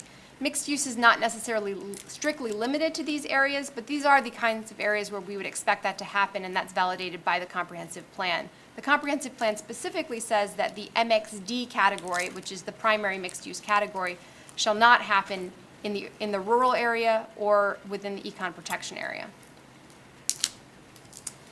Zooming in a little bit closer to a portion of that map to see what that corridor actually looks like, this is the Fern Park area on the south side of 1792 within Seminole County. And even within these corridors, not every parcel is realistic to be redeveloped into or developed into a mixed-use project. The yellow areas you see are not good candidates. They're either single-family, condoized, so they're multiple owners. So they're likely not good candidates for this type of development, whereas some of the properties that are show through clearly are more likely to be mixed-use candidates. And of course, the larger the property, the more substantial development it might be able to accommodate. Now, this is, it's not our task to do an incredibly detailed analysis of this, but we did want to have a sense of what was realistic. And then looking further north on 1792, this is an area where there's larger parcels. However, there also may be some more environmental impacts, which would discourage development from happening. But there are some larger areas where larger mixed-use developments or redevelopments might be feasible. Now, it's not our job today to talk about changes to the comprehensive plan. That's one reason that we are both referencing the comprehensive plan, and we do want to talk about the fact that we are primarily focused on, as part of this project, the zoning standards. So things like dimensional standards, setbacks, heights, not the intensity or density with which projects can happen, which is governed by the comprehensive plan. So what is mixed-use development? Put simply, it's two or more uses on one parcel. Typically, or ideally, these are complementary uses that you might want to travel between, which support the comprehensive plan goal of making travel easy on foot or by bicycle. That also means, in terms of the design of these developments, if you have two uses next to each other that people want to travel between, but there's a wall in the way or a stormwater retention pond in the way, then it's not accomplishing that goal. So there's an important design element of this that goes beyond just looking at the program and seeing what the numbers look like. So to that point, the comprehensive plan starts to talk about some of those design elements that would be appropriate within mixed-use development, such as an overall pedestrian-friendly environment, connectivity, not putting walls between your uses that you want people to travel between, things like build two lines, which tend to make people feel comfortable walking. People don't like to walk through voids. They like to walk close to the entryways to the places that they might want to be visiting as they're walking. Open space, complete streets, which means designing streets that would allow people to walk, bike, and take public transportation in a comfortable and safe way. And then getting into details like parking standards and cross-access between developments. There are four major districts within the comprehensive plan where mixed use is encouraged or allowed. That's the centers and corridors overlay, which allows mixed use as well as some other priorities around energy conservation based on a scoring matrix. As far as we know, there hasn't been a lot of development under that, perhaps because of the complexity of the scoring matrix. The other area that I talked about is the MXD, Mixed Development Land Use District, which allows 30 to 40 units per acre and up to a 1.0 FAR if you take advantage of all the bonuses that are available. Another interesting element of the comprehensive plan is that it allows certain commercial future land use parcels to develop as mixed use if they meet certain standards. So that could encourage redevelopment along some of these corridors where you have a lot of commercial future land use already available. And then finally, the high intensity plan development, target industry and airport areas. So to get into what we like to focus on, which is the design, this is a little bit of a touch and feel of what that might look like. A vertically mixed-use development on the left and a horizontal mixed-use situation on the right. What does that really mean? It means that there's different ways of putting together mixed-use projects. I think the one that people think of first is literally stacking them on top of each other like a historic Main Street or an old downtown, but that's also not the only way to accomplish mixed-use projects. The picture on the right is a corner store within a residential neighborhood, and it's the only commercial portion within that area, but it's very much beloved by the community. It allows you to walk down the street and get a sandwich or a pickle, and it becomes part of that community. That's adorable. Where is that? This is in Lake Eola Heights, north of Lake Eola in the downtown Orlando area. And there's tons of examples of this, but it's actually rather hard to get a good picture of, so, because they are connected horizontally. So the fundamental question when you're talking about mixed-use development is, can you walk somewhere comfortably? And if you really want to up the ante, can your kids walk there comfortably? Would you feel comfortable letting them walk across the street by themselves at an appropriate age? So that's what we wanted to talk about today relative to mixed-use development, both what's enabled by the comp plan and some of the design direction that would make sense in terms of putting together standards. The next step then would be to actually write some of those standards. One of the issues we're facing today is that the MXD Future Land Use District exists and is in place in a number of areas within the county, but there is no mixed-use development zone to match it with. So there are ways to implement that without the zone, such as through the Plan Development District, but there's no explicit mixed-use district that enables that. So moving on to the second topic, which is rural standards. And we talked about this briefly at our previous presentation. We're going to focus mainly today on rural character, and this, the direction is mainly to focus on the design standards for non-residential within rural areas. I just want to touch briefly that there are some other issues within the rural areas, such as truck parking, non-residential accessory structures, and assembly uses. The primary thing that comes to mind with assembly uses is typically religious assemblies or houses of worship. One of the reasons I call it assembly uses is because there's actually federal law governing how you can govern religious uses. And the best practice there, based on our research, is to deal with assembly uses without regard to their religious or non-religious status, which, pardon. And that Helps. appears to be the Cracker Ranch in Bithlo on Highway 50 It very well may be, sir. with the RV park in the background, And that is not a religious assembly use.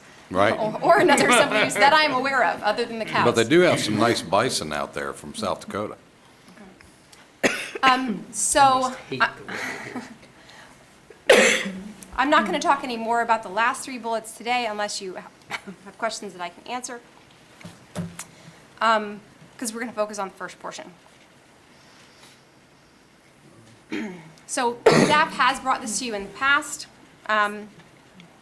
This really applies to a fairly limited area, which is parcels that are already zoned for commercial use within the rural area, which you can see here. Do you want to take a quick break? Sorry, pardon me. I'm sorry, and I know I'm not the chairman, but I'm I'm seeing her tear up. I have some nice candy that's good at soothing your throat if you'd like some. Mr. Chairman, can we just take a 5-minute recess? Sure. Take 5 minutes, gather your thoughts, Yeah, that's get a okay. drink. And seriously, if you'd like a Werther's, Thank you. Very good stuff.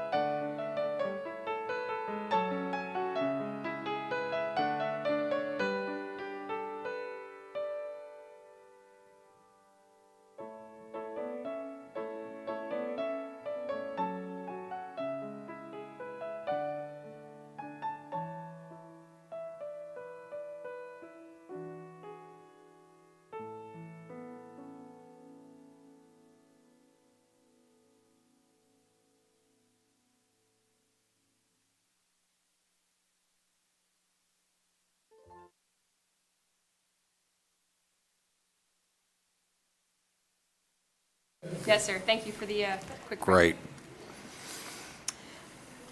Please, if you need another break, just Okay. nod and you can take her, Yeah. Talking for long periods of time is always an adventure. right?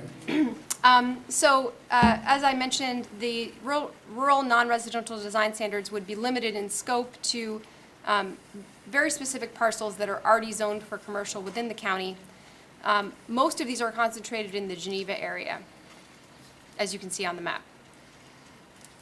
And what you've seen previously, what I just showed you, you've seen from staff in the past, but we wanted to focus a little bit more into the design aspect and look at what's there on the ground on some of the parcels that this would impact, as well as some of the existing architecture that's within these areas or in similar areas within the county.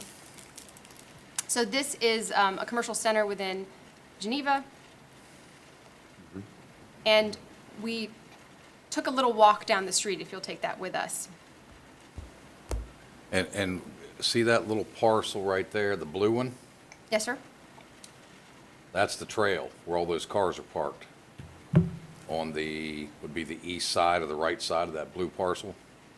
So I believe That's the salvage yard. And all those cars are parked on, right where the trail goes. Just Case so in you know. point, you proved your point. So you can see some of the types of buildings, and I'll go back. This is a historic rural building out in that area. And then some of the other things that you noted, Chairman, There they are. just to get a sense of what the architecture and design is like there now. And then one of the things that we can look at to get examples of what could happen within this area is the Chulo to design standards. So we looked at a few buildings that were designed under those existing standards within the county, which are in a different geographic area, but are also a rural area of the county. So a few buildings, this is one, and another. Just to give you a sense of what design standards could produce within the Geneva area. Now, going back to Geneva, here's a few more existing buildings within the Geneva area. Some of them, you might have positive impacts, positive elements or negative elements. And just to make a little bit of a contrast here, these are both two fueling stations that I'm going to show you back to back. This one, they've used a metal roof and tried to do a few things with the architecture, potentially to blend in with the area. In contrast, this building does very little with the architecture, but does a lot with the landscape to kind of screen out the fueling station area. That's 46 in Snow Hill. And then this was that, just a little better view of that historic feed building that we looked at earlier. It's Avenue C, Geneva. This is an existing building out in that area. This is an existing historic building in that area that's actually being used as a heritage center. Yeah, it's school property. This is another existing building in the area and also is one of the parcels that could be impacted by the design standards should it ever change. And so that's just to give you a sense of what the existing design is in that area and what the county's done to date regarding rural design for non-residential, so offices, stores, and the like. So now shifting into our third topic is attainable housing. So what is attainable housing? The generally accepted definition is housing for which the rent or mortgage plus any taxes and utilities altogether is less than 30% of a household's income. So of course then it varies depending on what the household income is. Within that, we talk about two different things, affordable housing and workforce housing. Affordable housing targeting lower end of the income spectrum, and there are federally defined definitions and state-defined definitions of moderate, low, and very low income households. Typically, they're targeting between 50 and 100% of the area median income. So for Central Florida, for example, an area median income is between $32,000 and $65,000 a year. Now, I have to caveat that because this gets very complex because they vary it also depending on the size of the household, because obviously a $65,000 income for a one-person household has a very different reality than a $65,000 per year income for a five-person household. The second category is workforce housing, which is generally, as well as by the county, defined as addressing working households that earn up to 140% of the average median income, which would go up to, in this area, $91,000.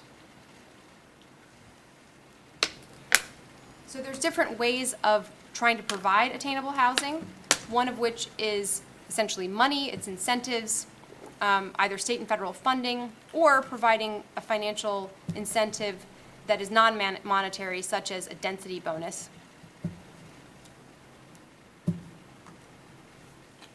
Another way, which we talked about a little bit earlier, is broadening housing types. And one popular conversation at the national level right now is called the missing middle, which we're going to get a little bit more into. Another area is accessory dwelling units, which staff is actually currently working on, so we're not going to address that in detail, but we do validate that that's one way of providing affordable housing or attainable housing. And another way is changes to standards. For instance, today in some zones, there's a minimum house size that you have to abide by. If you allow people to build houses that are smaller, then they're likely to be more affordable to more people, and people are allowed to choose whether they want a larger house or a smaller house based on their interest in income. So bonuses, which I just mentioned, is one of the approaches that the comprehensive plan currently takes to providing affordable housing. For instance, in the MXD Future Land Use District, which is that mixed-use district, you can get up to a 25% density and intensity bonus if 20% of the development is affordable to working households. The urban centers and corridors also has density bonuses associated with affordable housing and workforce housing. And finally, the residential land use districts allow for increases in density for affordable, provision of affordable housing. In the LDR, that's quite a substantial increase, almost double the density. The percentage increases in MDR and HDR are quite a bit lower. So that's the sort of direct provision of affordable housing or attainable housing. What I mentioned earlier, in addition, is this idea of missing middle. The idea here is that once zoning went into effect nationwide, starting back in the 1920s, there was a strong focus on regulating housing into very specific buckets. And the two biggest areas are single family, which is what much of the county and Central Florida is made up of in terms of housing, as well as apartments.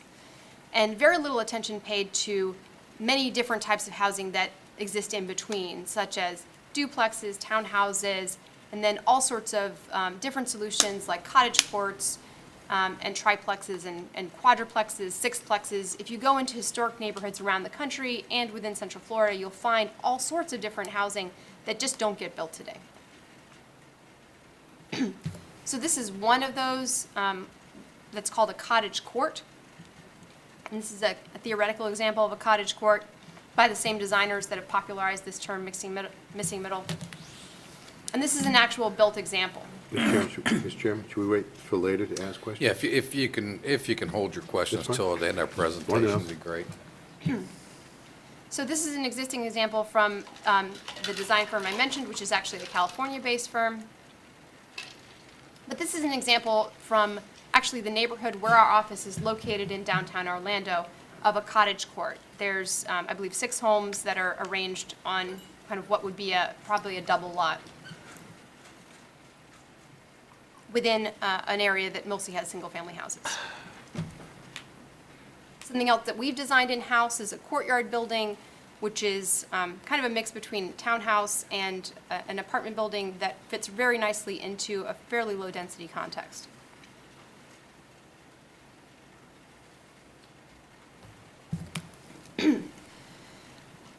Now, one zone that already exists within the county is the RAH Affordable Housing Zone. And it actually looks as if this zone was written almost anticipating this idea of missing middle, because it does allow for a mix of housing types such, oh, and I forgot to mention, sorry, there is a comprehensive plan policy that actually, within the housing element, that talks about permitting by right a mix of housing types within a single zone. So the RAH does permit zero-lot homes, duplexes, triplexes, as well as conventional single-family homes within the same zone. There are 2 projects that have been built to date under this RAH Affordable Housing Zone. The zone also requires that these houses be statutorily affordable, so they have to be, there has to be a contract saying that they will be affordable homes. And you see an example on the right of something that was built under that.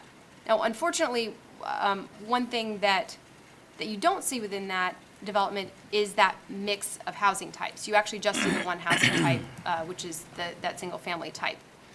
And having reviewed the standards, that makes sense, because the way the standards are written, it really discourages you from building the other housing types. In fact, I think in looking at the math, you could almost build 2 single-family homes on the same property that you would have to build a duplex or a triplex. So there's the intent there to encourage this mix of housing types, but then the standards don't back that up. So that's the kind of thing that we want to look for as we're going through this land development code update process, to see where there's a misalignment between the standards that are on the books and the intent that's in the comprehensive plan or that's otherwise in the standards. There's also some missing middle types within this zone, such as townhouses, fourplexes.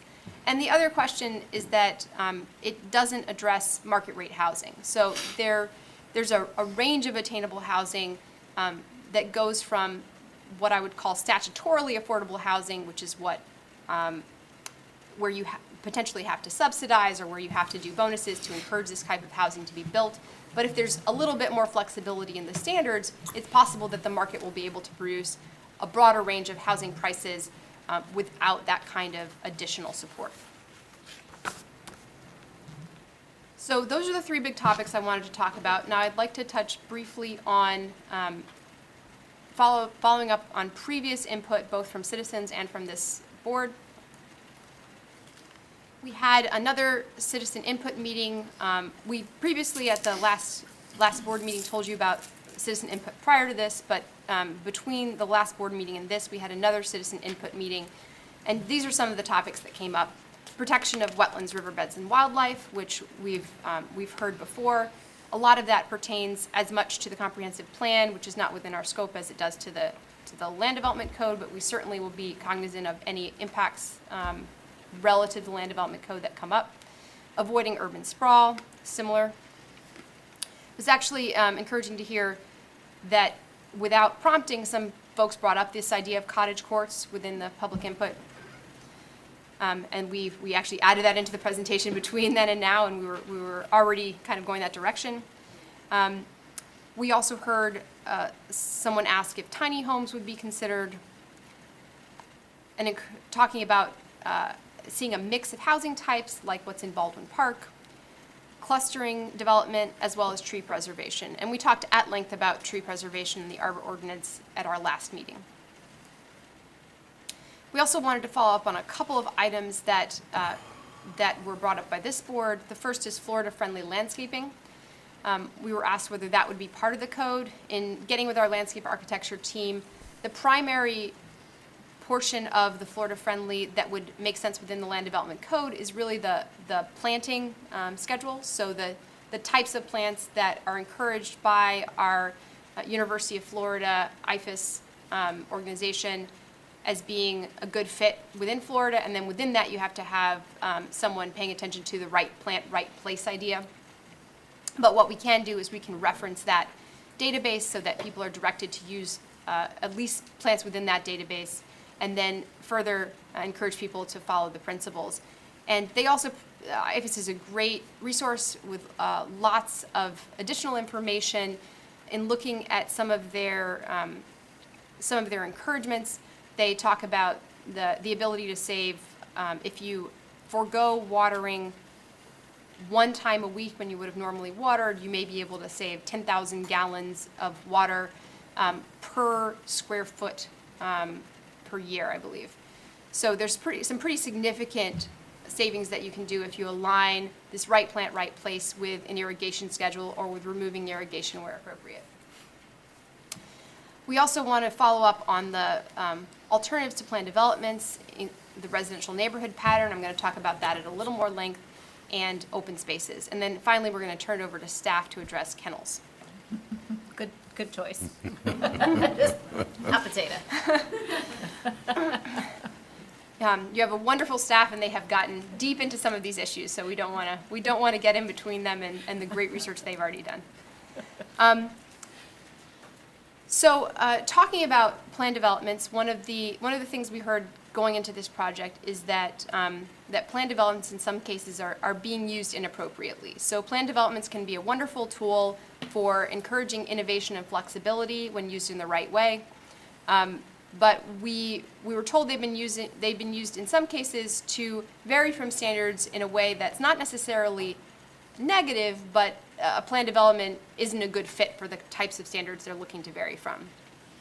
So we looked at particularly the idea of varying from minimum lot sizes.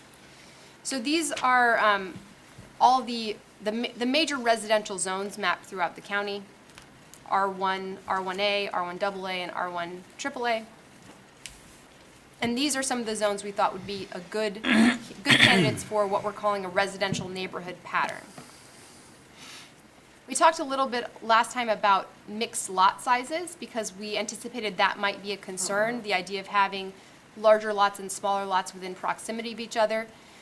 Fortunately, we've done some research on this. We actually designed a project in Winter Park called Pennsylvania Place that had quite a robust mix of lot sizes, and actually that community has a robust mix of lot sizes elsewhere as well.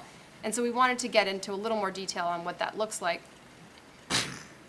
So if you look at this edge of Pennsylvania Place, what you'll see, we'll zoom into a couple of specific examples where on the right side of the road here, you see 50-foot lots, and then directly across the street, you see much more substantial lots, I believe over 100 feet wide, and they're facing each other. And what really makes this work from a design standpoint is the unifying streetscape, primarily led by the canopy street trees. And so even though these lots are rather different widths, we find that streetscape tends to unify them and make it feel like a single community. So in looking at what we're calling the residential neighborhood pattern zone, which could be implemented potentially as an overlay, we looked, last time we looked at a pretty robust mix of lot sizes. This time we refined that to be a narrower range of lot sizes, which might be more realistic in a development context. But the idea here is that the zone would provide developers with more flexibility on lot sizes, but then it would also demand more of them in terms of design issues. So for instance, you see here an amenitized stormwater pond with a park, a pathway, some improvements to that park area, as well as a robust set of street trees on every street that, again, bring that unification together of design as well as providing some community benefits. You also see that the stormwater pond is surrounded on all sides by the public realm. So it's surrounded by streets, so everyone in the community has access to that stormwater area rather than being limited.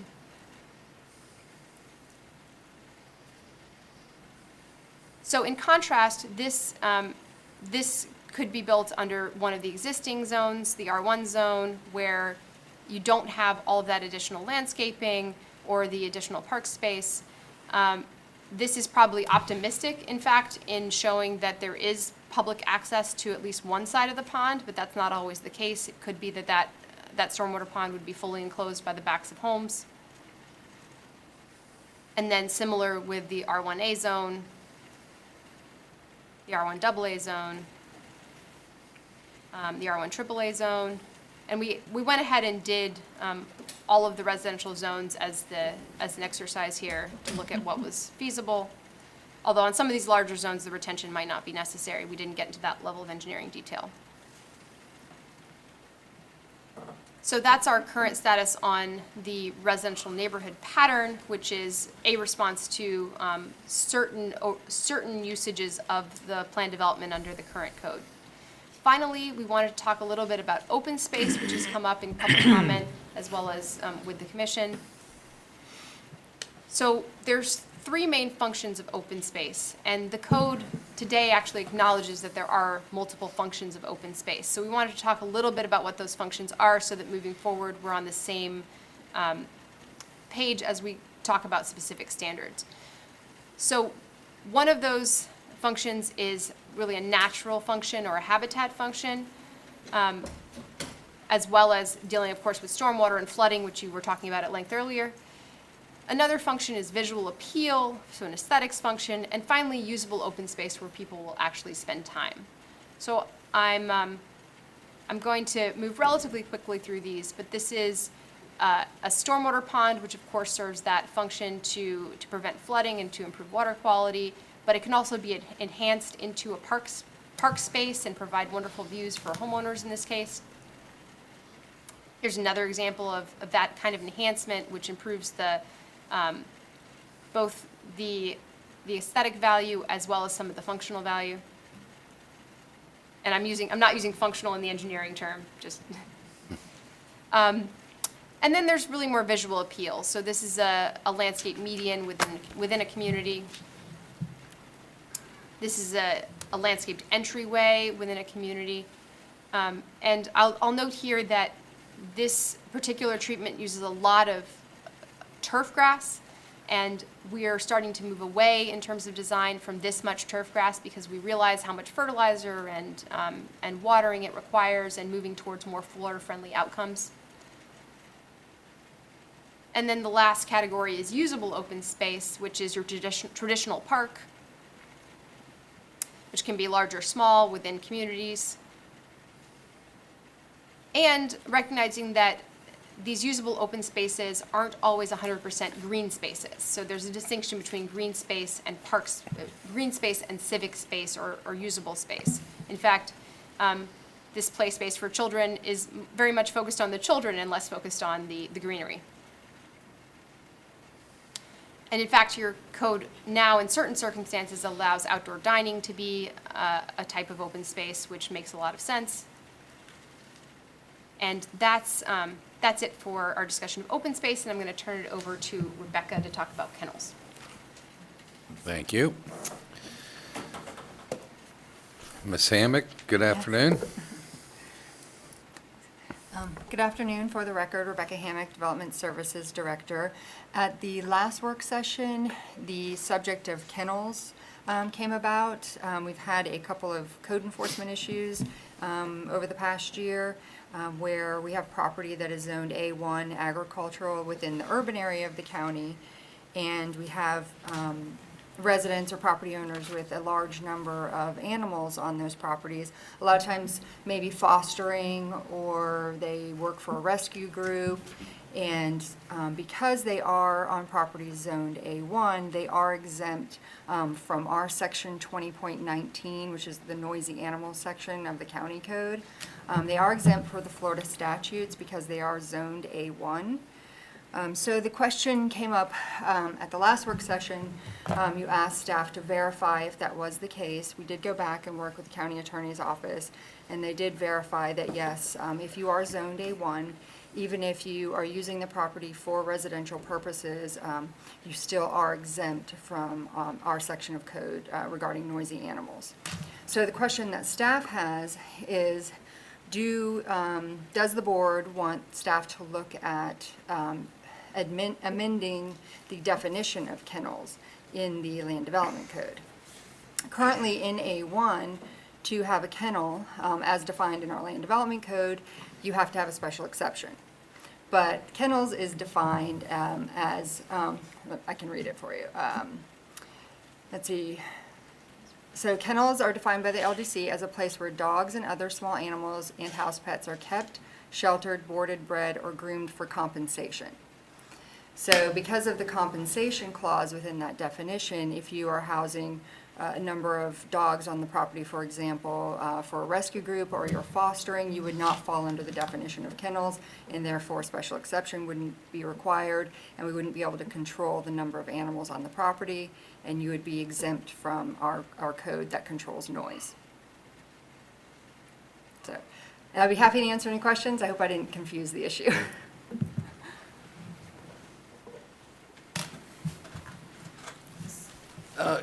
Commissioner Lockhart, you have a crack at that first. I don't know that it's going to be good, but we'll try it. So, so I understand that the county attorney's office has given staff an opinion that anything zoned A1 is exempt from the noise related to animals. Yes. Are we, I mean, without causing it an issue, I mean, that seems very obtuse, and it means that if I mean, I can let my dogs bark all night long if I happen to live in an A1 piece of property, even if I'm not engaged in an agricultural business. And we talked about that at our last meeting, is, you know, being engaged in agriculture is different than living on a property zoned A1. And so I just want to make sure we are really clear that we are saying that if you live on an A1 zone piece of property, you can be a bad neighbor with your animals, and that's okay. Everyone in my office agrees with this opinion, and A1 is agricultural. Agriculture is governed by the state. We are prohibited from regulating it. Now, over the course of time, excuse me, That's okay. subdivisions have been built on A1, you know, Yeah, All the time. all the a time. lot. And my solution is you rezone them and they're no longer A1, and then that solves the problem. Well, that solves a problem. It might create a whole nother one. That's right, that's right. So it is a balancing act, and so that is the issue. You know, it's just like agritourism. I can't explain how in the world parachuting schools can be considered exempt from regulation by local government, but that they are. That's considered agritourism if somebody wants to have a parachuting school. So, you know, this is just a quirk in the law, the way we view it. And the only So thing. so not casting aspersions certainly on our legal department, because That's I all right. think they're wonderful. You're not the first to do it. Well, would there be any other folks in local government who maybe have viewed that differently? Or as with a lot of things with attorneys, different attorneys have different opinions, or is this opinion a broadly accepted opinion? I mean, if I was to, do the 7 cities attorneys maybe have the same opinion? Are we looking at this differently? Do we have a unified They don't have much opinion? agriculture. Well, I think my question would be along those lines, and agritourism is a pretty hot topic in my district, because it's rural and everybody runs plumbing businesses, lawn care businesses, you name it, it pretty much happens in my district. I think the troubling thing for me about this is the part about compensation, as we have kennels, so it's okay to have A1, that you can run a business without a business license for grooming and compensation in a non-business commercial district, I think is what I'm hearing. No, what we've had issue with code enforcement is cases where somebody aren't operating a kennel, like a business kennel. They are not. They are not. Okay. They're, I mean, we could have cases like that, but then that would be, they would have a zoning violation. We could say, yes, you need a special exception approval in order to run that type of business. But where we're having the issue is where we have residents, and I'm not saying it's widespread, Right. but we just don't have a way to address it, is where someone they're fostering 10 dogs, for example, and they've erected a kennel on their property line, and the dogs are barking, throughout the day, throughout the night, and disturbing the neighbor. But we don't have a way to regulate that because they're exempt under the Florida statute. Because it does specifically say, this subsection shall not apply to animals on land zoned for agricultural purposes. It doesn't say it has to be utilized for agricultural purposes, just zoned. So, Brian, is there case law on that? Not specific, no. So the answer is we believe, for the most part, this is the intention of the legislature, that it really has not been challenged. Correct. So if we decided to be the ones first in the hopper to challenge, if we were to decide to make a change, we may be the first ones to be challenged. We may be the ones that set the case law, which, by the way, I'm not opposed to doing if that's the will of the board, but if nobody's set case law, nobody's tried it on, I can't believe nobody's tried this on throughout this state. But If you would like, we could, on occasion, much like with the TDC issue, we could ask for an AG opinion, which is only advisory. but- it probably would be, we should probably exhaust all reasonable and less obtrusive possibilities. I mean, the problem being is, I get the A1, I'm all into agriculture, but what do you do about the poor family that has 3 or 4 children, school-age children, that are either trying to study and the dogs or animals are going crazy? They gotta get up early the next morning, go to school, and they can't sleep because the dogs are gone all night. Or the parents have gotta get up and go to work. That's a problem. And I don't believe it's widespread, but it's much like the flooding issue. When it's your house that's being intruded upon this, it's a serious problem. Much like our noise ordinance. I mean, our noise ordinance, Bryant, would not kick in on this at all? No, so we're exempt from the state because of the statute. Well, my office will start working on an AG opinion. Mr. Lockhart? Yeah, I would love that, because, I'm just looking at, particularly over in the Markham Woods corridor, so many of those neighborhoods are suburban neighborhoods, and they are A1, and I cannot imagine telling any neighbor over there, I'm sorry, but our code won't allow Deputy so-and-so to tell this dog to stop barking incessantly because you're zoned A1. Come on out to District 2. Yeah, I just, Or you would have to tell them state law. wouldn't really want to have to defend anybody's Right. law to say that it's okay to have. I'm happy to go get an you know. AG. Yeah, I think that would I be think great. that's a less intrusive way to start. Yeah. And I would like the same thing on agritourism, while we're doing it. And to second the question, to go a step further, is what would happen if we were to administratively rezone some of these neighborhoods that clearly are not agricultural neighborhoods, they're suburban developments? What would that process look like, and what type of negative ramifications could there be for us to do that? Well, you'd have to look at the flu first and foremost, Whatever. and if see what that's- that looks like. Yeah, if that's one of the potential remedies, I'd like to know what. I mean, from a taxation standpoint, there shouldn't be an impact there. The A1 areas could potentially, that are suburban neighborhoods, could potentially be administratively rezoned to RC1. But of course, that does have, the property owners may, not like that idea. It is more restrictive. Yes. Like, you wouldn't be able to have the agricultural uses, but it's more of a country estate zoning district. And you can have one horse under certain circumstances for personal use. But Right. again, in like Aliqua, for example, they're not, owning horses.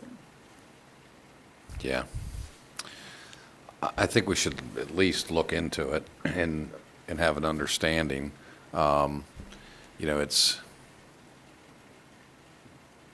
very disheartening for the residents to have to put up with something that we have no control over, or appear to have no control over. That's unfortunate.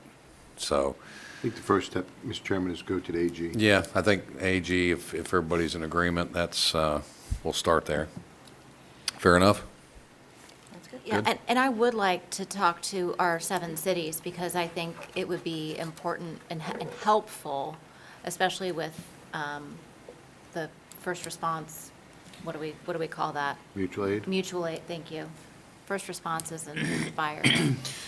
That everybody's on the Well, same page. yeah, and to I some think- degree. Well, I don't think you're going to find A1 zoning in the city. That's what I Yeah, was going I to would say. say the There's no A1's gonna be a A1 zoning. problem. I think in it's kind of cities. an anomaly that we're dealing with. Because they, Really? ag's Yeah. really They won't just have ag in They the don't have cities. typically a holding area for future zoning or future land use. But some people retain that, like in the Markham Woods area where they want that country estate and want that latitude to do, some things under that zoning classifications.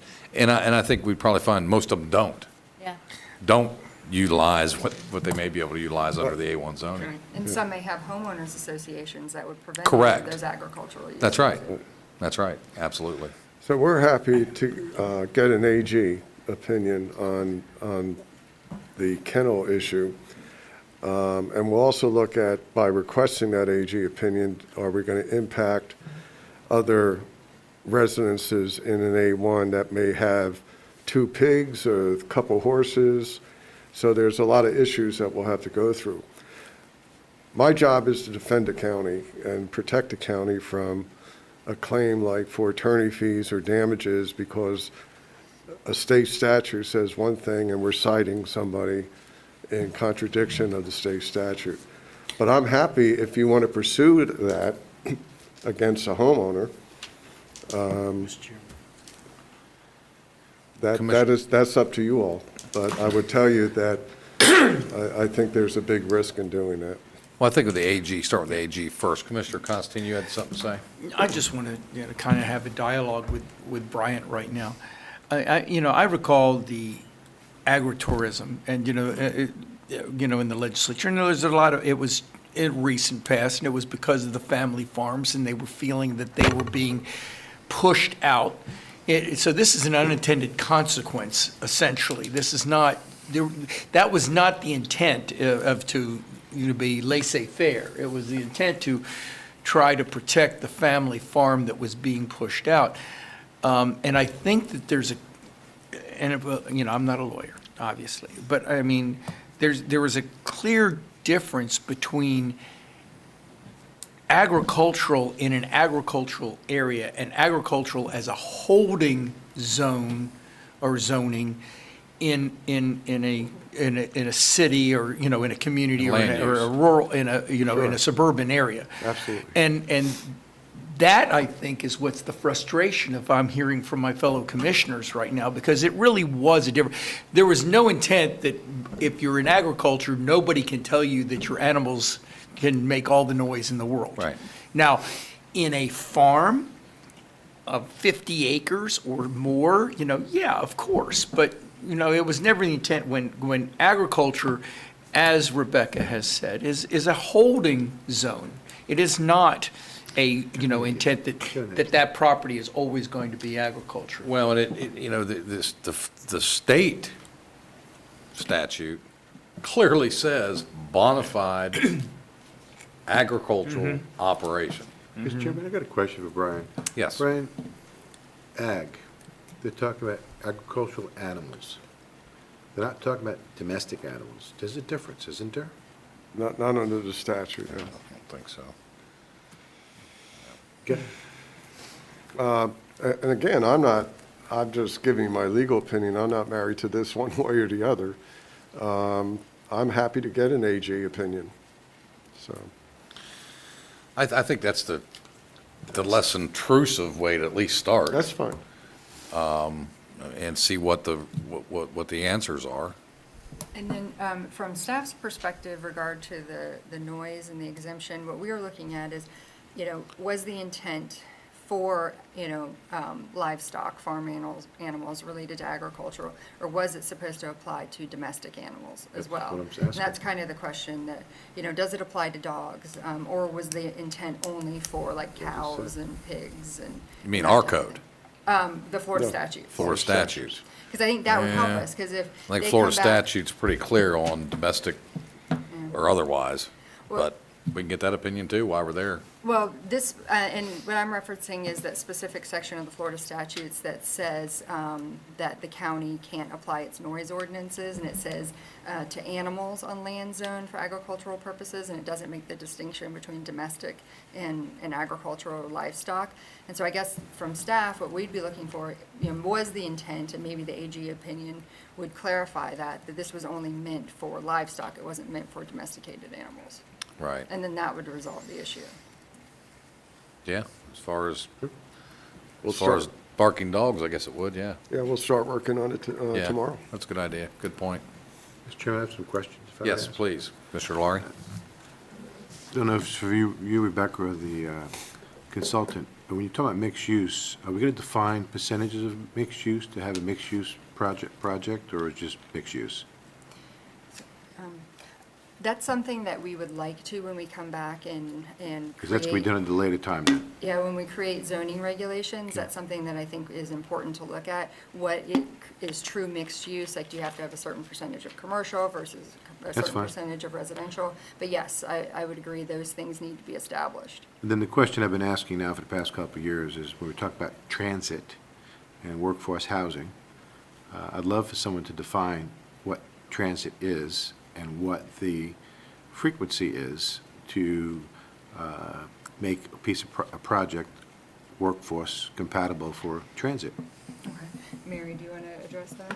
Because I've not yet heard of a definition. So if you can walk 10 miles to a bus stop, you now have workforce housing and transit. For the record, Mary Moskowitz, Planning and Development. So I think when you're talking about affordable housing, we refer to something called the Affordability Index. And we mentioned before that it's generally defined as 30% of your household income. HUD put together what they call the Housing Plus Transportation Index.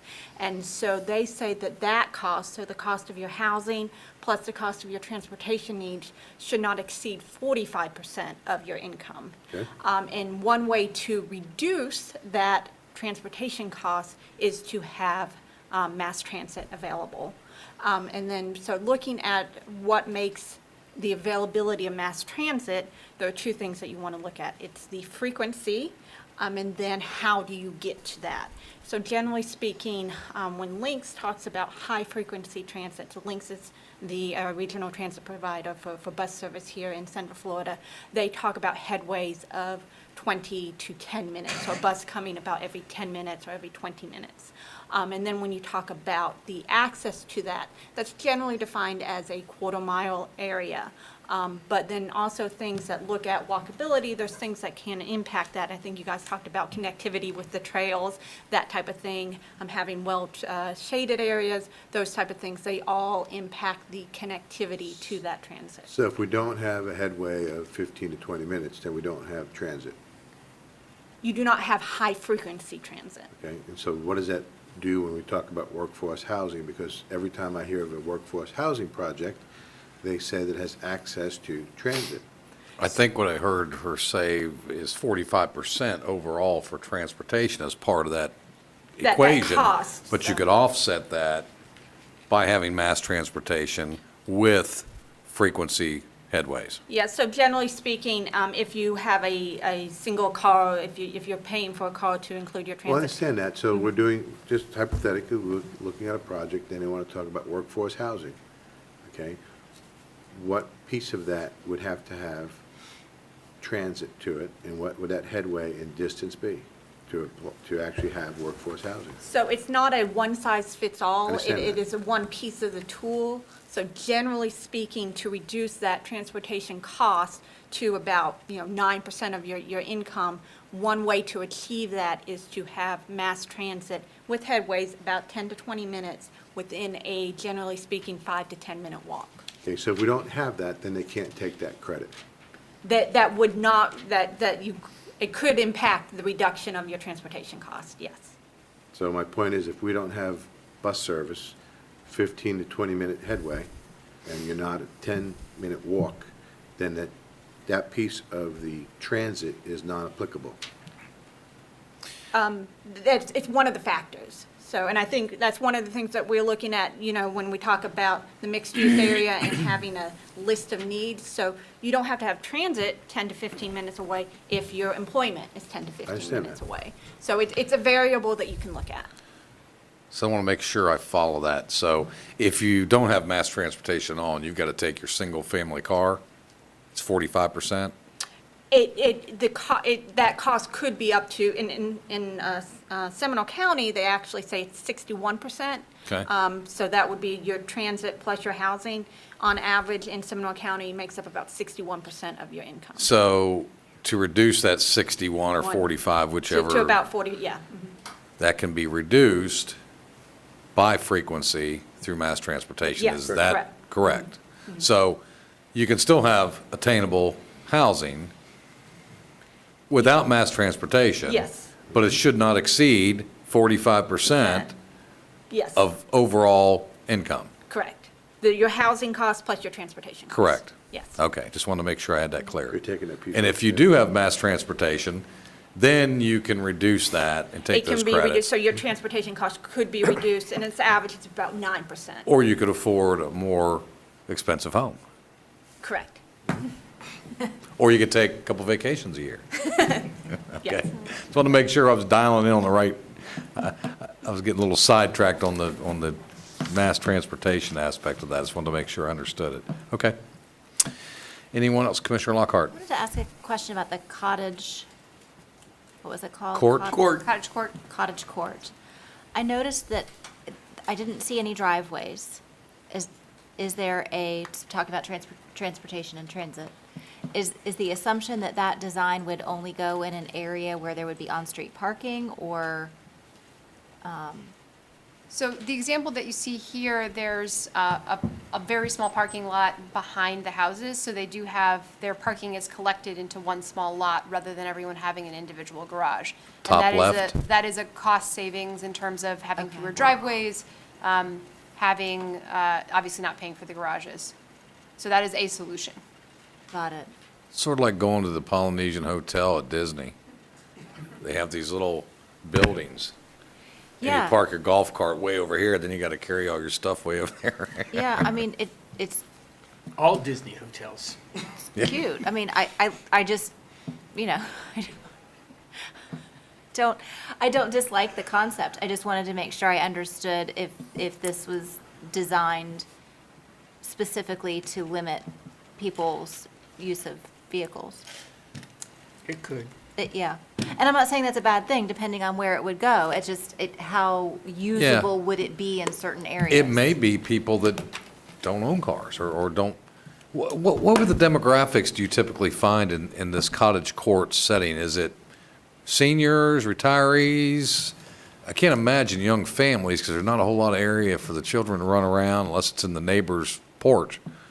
Well, and that's one thing that we talk about with diverse housing types is not, there is a diversity of household types. So we shouldn't plan for only one household type, which is the kind of 1950s idea of, mom, dad, and 2.5 kids, right? That's not the reality. And we do have, I don't have in this presentation, but we do sometimes present statistics around how many households there actually are with children. And it is, right now, a minority of households are households with children. So it could be singles, it could be young couples, or it could just be people with, less means to afford to pay to build a garage. Even in Seminole County, those statistics, that applies just to Seminole, or is that a region? Those Florida? are, the typical statistics we use are nationwide, but Okay.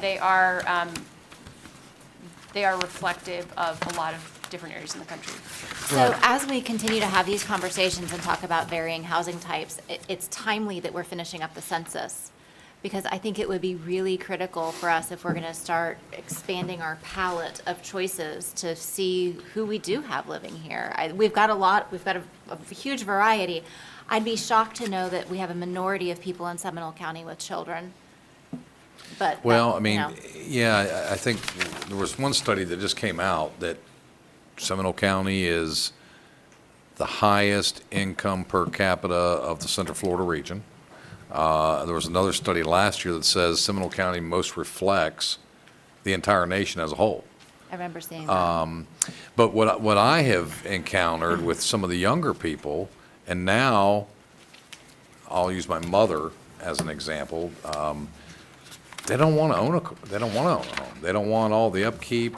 Or if they do, they want something small because they have a second vacation home somewhere, or they like to go to the beach, or they like to go on cruises, and they just like a place to be centered. My daughter is one that's like, I got no interest in making a house payment. If something breaks, pick up the phone, call them, tell them come fix it. And whether we're all headed that way or not, it seems that. And I want chickens. So Yeah, everybody right. wants something Exactly. They want a place to put their stuff. And some of us have too much stuff. I really appreciate Good all stuff. that you've put in here. It's Thank you. Very, very good. So do you all need further direction beyond what we've already discussed today? Yes, sir. There's one item that was included in the presentation that we do need direction on the board from, and that's the rural design standards for those commercially zoned properties that are within the rural area. Is that something that you would like staff to pursue, or we can keep the code? Let's- I did it long enough. Let's go to this, see if we have anybody from the public that wants to talk about this, just in case Clint, didn't mean to forget you, Clint. Clint, do we have anybody on the phone on this matter? Yes, sir. Okay. I need my screen cleared if possible. Okay, there we go. If you could bring the first one in, please.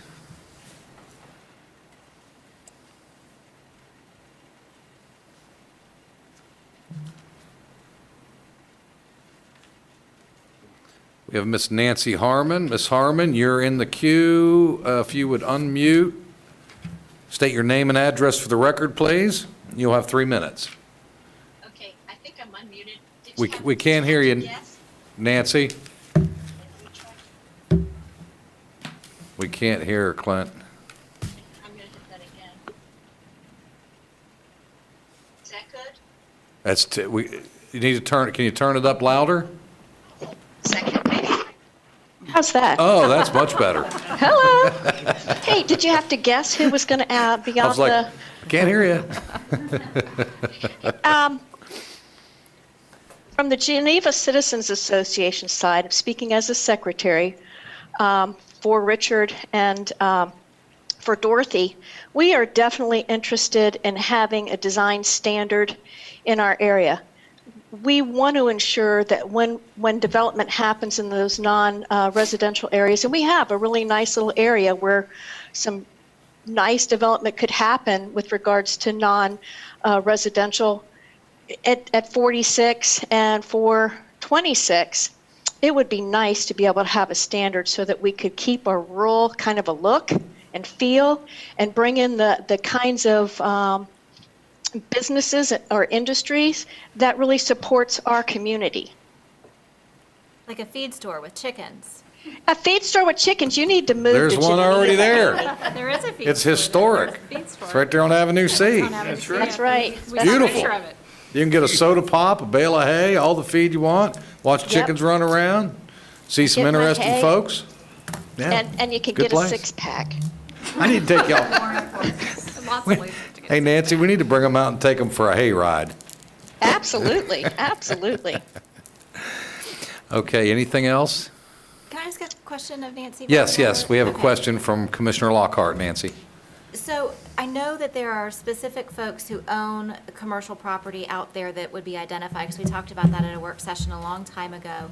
Have they been incorporated into the conversations of the association, and has their input been brought into this mix?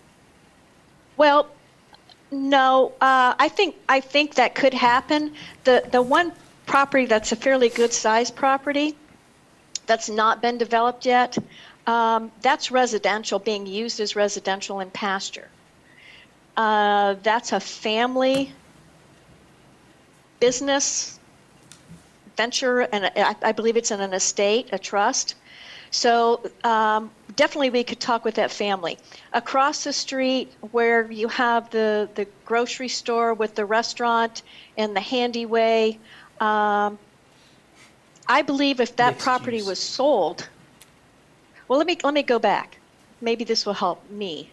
If the properties already exist and they're there, I don't want to impose upon them a standard that would cost them money, because right now it's hard to keep the diner open. It's hard to, everybody goes and gets gas, but that diner is really important to us because it's a place for the community to come together.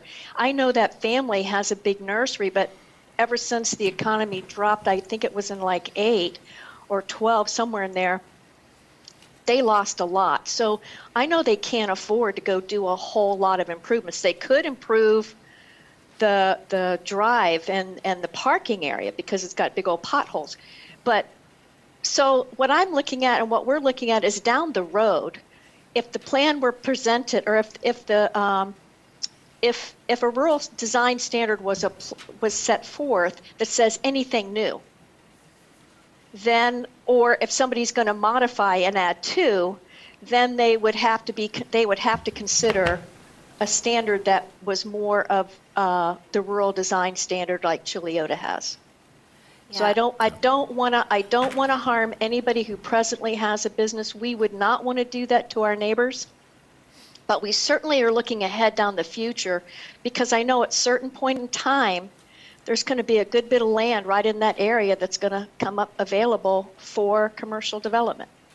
I It's agree just a with matter you. of time. I think the run that I had staff do, Rebecca, wasn't it something like in totality, maybe, was it 26 total acres in District 2 that was zoned commercial, and of the 26.1 acres, there's only usable, I don't have my notes in front of me, so if you do, help me out. Sure. So right now, the total acres that have commercial land use on them are 32.7, and there's 25.1 vacant acres. Okay, so there's 25 vacant, 31 total existing. I've talked to 3 of the property owners who own the commercial, who have no problem with a design standard similar to Chiliota, but I've also had input from others that are not interested in any design standards at all. I'm sure. So So- I guess, the reason why I was curious about that, Nancy, is because like you, I certainly don't want to do anything that would hurt any of the businesses that are out there. And I also don't want to put regulations in place that would make it prohibitive for a family that wanted to sell their property to someone else to be able to develop it. If the restrictions are so great that it makes the property unattractive for someone to buy, I would hate to burden a family out there with that they can't then sell their property. So if there's a happy medium that we can find, I think what was presented to us last time, I personally felt was a bit heavy-handed. So I didn't love it the way it was presented, but maybe I don't know how much wiggle room there is Well, we'll have with to that. talk to council. I mean, I think if you do adopt a new standard, those that already exist are technically grandfathered in already. We cannot impose standards on an existing operation. No, I'm talking about the 25 acres No, I that are understand. undeveloped. Right. Yeah. Now, of that 25, if you look at that 25, you can't develop all 25, because there's several of it that is pretty significant wetlands on at least 2 of those parcels. So what the real number is, I've got it actually worked out in my office somewhere in my notes. But yeah, understood. Those future properties, if you're going to enact that, it'd be just like the Chiliota design standards, or some facsimile of that a new developer or a new owner would have to do those standards. And you're absolutely correct. If a family owns that property and is now going to sell it to Ace Hardware or, Bob's Pizza or whatever it is, then those people are going to be subject to those standards, which is going to impact perhaps the family's ability to sell it. Right, which is why my only comment is if there's some way that it could not maybe be quite as heavy-handed as what was presented to us earlier, that would be helpful for me to be able to support it. So let me finish But up I'm just with one Ms. person. Harmon. Let's finish up with Ms. Harmon. Any more questions for Ms. Harmon? Nope. Okay. Thank you. Nancy, anything else? Nope, thank you very much. I Thank you. would appreciate, though, if we could be involved as we move forward. And definitely, Commissioner Lockhart, to be able to talk with the community, that's how we like to be out here. We might argue with each other, but in the end, it's for the benefit of all, not just one property owner. So we all, I have people right now saying, it's my property, I can do whatever I want. And I said, well, what about your neighbor? Right. So Yep. I think everybody out here at some point, there would come to become a consensus Yep. of what's realistic. Fair enough. Thank you all. I really Thank you. appreciate the opportunity. Be well, Nancy. Take care. Thanks. Be well. Bye-bye. Okay, Clint, next, please. Who's our next citizen?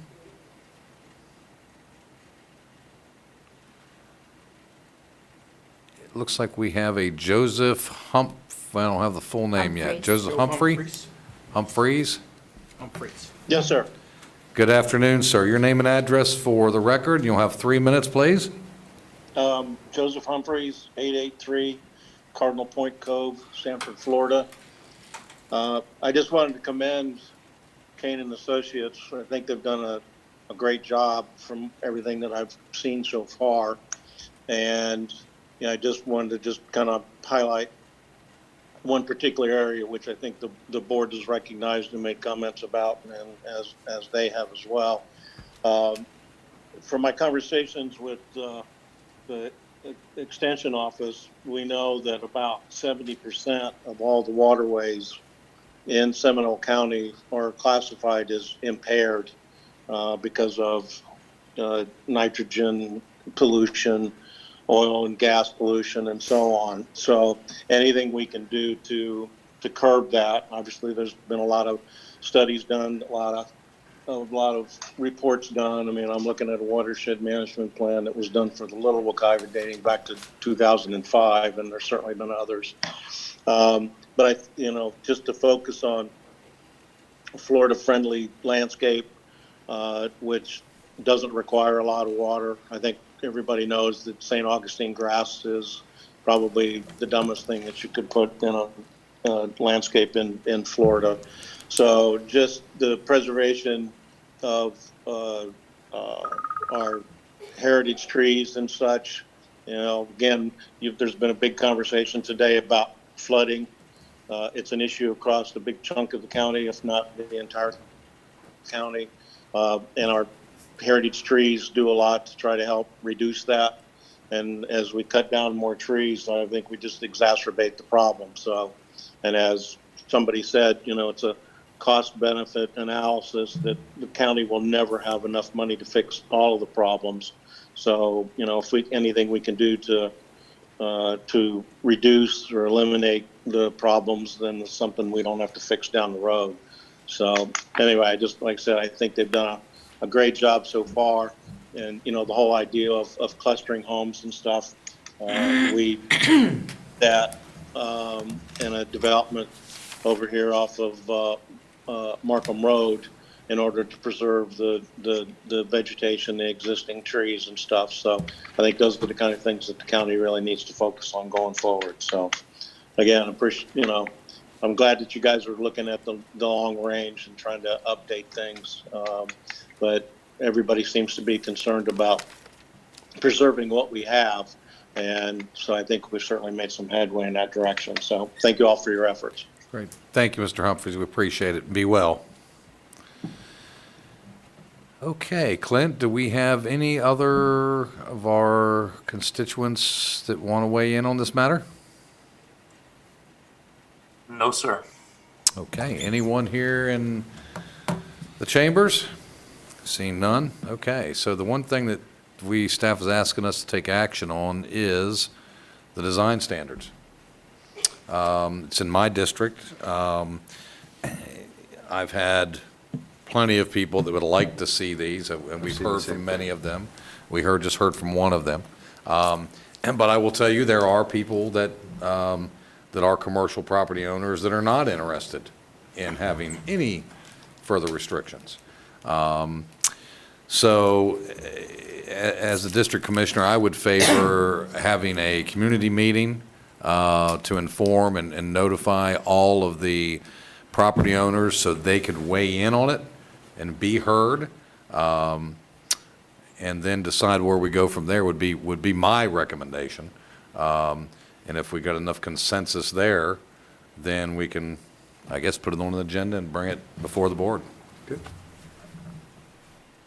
Thoughts? I'm fine with that recommendation, Mr. Chairman. Sounds a reasonable approach. Ms. Gay? Ms. Hammack? Work for y'all? Works for us. Is that the direction? No, that's great, thank you. Okay. So if you'll work with my office on trying to set something up, and we'll try to do that as soon as we possibly can. Okay.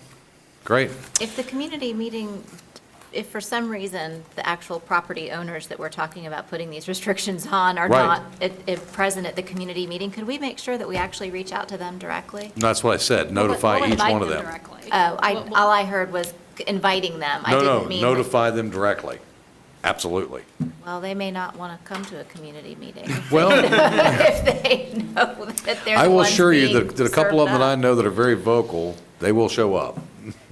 I mean, we'll of course invite them, but we will reach out to them directly as well. Absolutely, absolutely. No, agreed, thank you. Okay, next item on the agenda is the county manager's office, item number 15. Discussion regarding the board policy and procedures developed by the county manager. Ms. Guillet, does anybody need a break? Nope. Everybody good? Let's keep going. Okay, Ms. Guillet? Well, and Chairman, I don't have a presentation for this, Oh, come on. so I could talk about it, Meeting though. We can adjourned. get, it's 30-some-odd pages, we could go through page by page if you want. Well, But, no, these were sent to all of you in July and again in August and then again last week. These are policies, we've talked quite a bit in recent months about formalizing some operating policies for the board.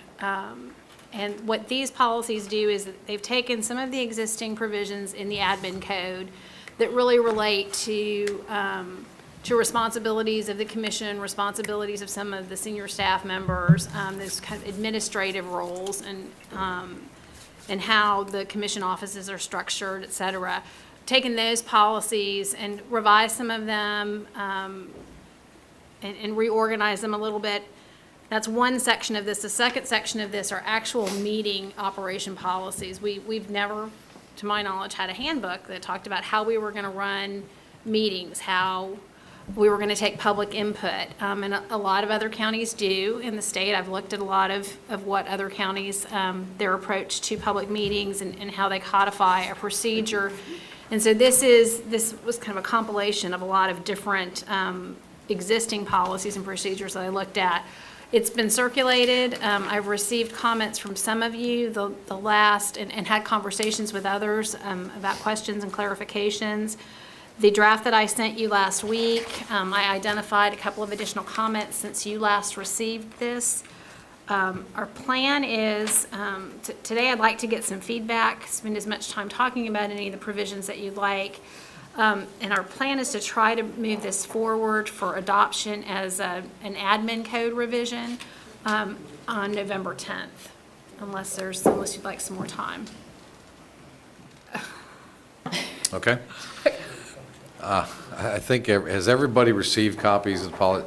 yeah. I think it was, and I don't want to reach beyond, but I know I did, and I'm pretty sure Commissioner Lockhart raised this issue when we first came on this commission, that we felt there needed to be some policies and procedures incorporated. I know some discussion amongst other commissioners about how to get things on agendas and what should be taking place. And I think this is a pretty good semblance of policies and procedures. Legal, you've looked at what was presented? I have, I worked with Nicole on a couple points, but I was just handed by Sam. Yeah, I'll read Yeah, Commissioner okay, Carey's all right. comments. She But, would yes. like to have in this discussion. But I'm fine with them, of course, as we have talked about this, or I have talked about it with prior commissions. When you do this, if you adopt these rules, procedure, I know that you, as the chairman, would follow them strictly, because if you deviate from them, particularly on ex parte, then you may open up for some issues. Absolutely, and I think this also affords some assurances to the public on transparency, and so forth. Absolutely. And conveys, that there is actually a policy and procedure that's being followed. I think for the most part, we followed a pretty unspoken policy and procedure that has worked, I guess, pretty good. But I think, moving forward, the same thing I ran into on the Planning and Zoning Board, which was, there was no policies or procedures. It was just show up and do what people said you were supposed to do. Well, I think they were there, they just, they were there. Well, they weren't there when I arrived, because we had a whole big meeting, we had legal in, we had staff in, and we actually had a consultant come out of Jacksonville and put them together for us to approve them. So, anyway, I will read Commissioner Carey's requested, says, Chairman, please read aloud and incorporate into the discussion. Thank you. Brenda Carey's questions and comments on board policy discussion dated 10/13/2020. It says 1.15, has the county manager developed the orientation program and handbook, ? Item 1.30-C. Should we get the answer to the question, or we Well, I just? think you all have copies. I do have copies. How about I read it in the record, and if you Sure. can answer them. Sure. 130-C, no single commissioner should be doing mass mailings at taxpayers' expense. If the majority of the BCC decide to do a mailing for an allowable public purpose, then it should be covered by county. 1.35-C, county manager should not be having to approve county commissioners' expense reports. The process of placing them on a consent agenda has worked well and shall continue. Reason, the county manager works for the BCC, and this puts them in an awkward situation. Example, former commissioner spent 50% of total budget within 6 months, and the other commissioners were not aware because the county manager was signing off. When the chairman addressed this with the county manager, his statement was, I counsel commissioners the best I can, but if they want to leave an expense on their report, I cannot make them change it. I would recommend you leave the process of consent agenda approval total transparency. 1.40A5. There were policy and procedures to BCC assistance developed by them to be approved back in 2006, 2007 timeframe. Are those still being followed? Have they, or do they need to be updated? 1.45C. Any recognition of an outgoing commissioner should be done at the end of their last meeting and not when the new commissioners are taking office. That should be about them and the reorganization.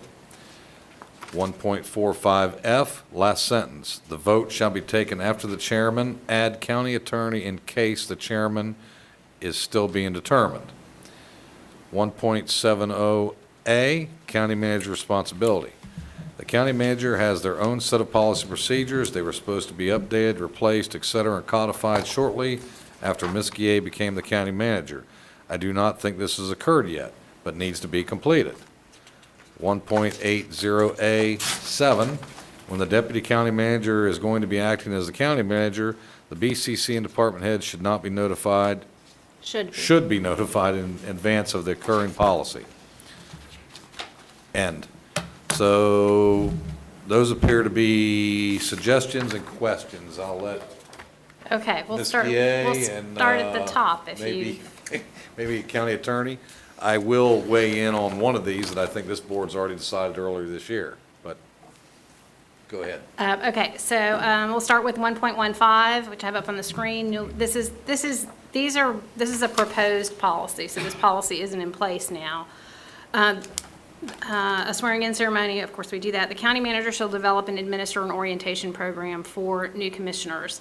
So this is not an existing policy, however, it is a suggestion, a recommendation on my part, and I will tell you that although it is not a policy in place now, we are currently working on a new commissioner handbook.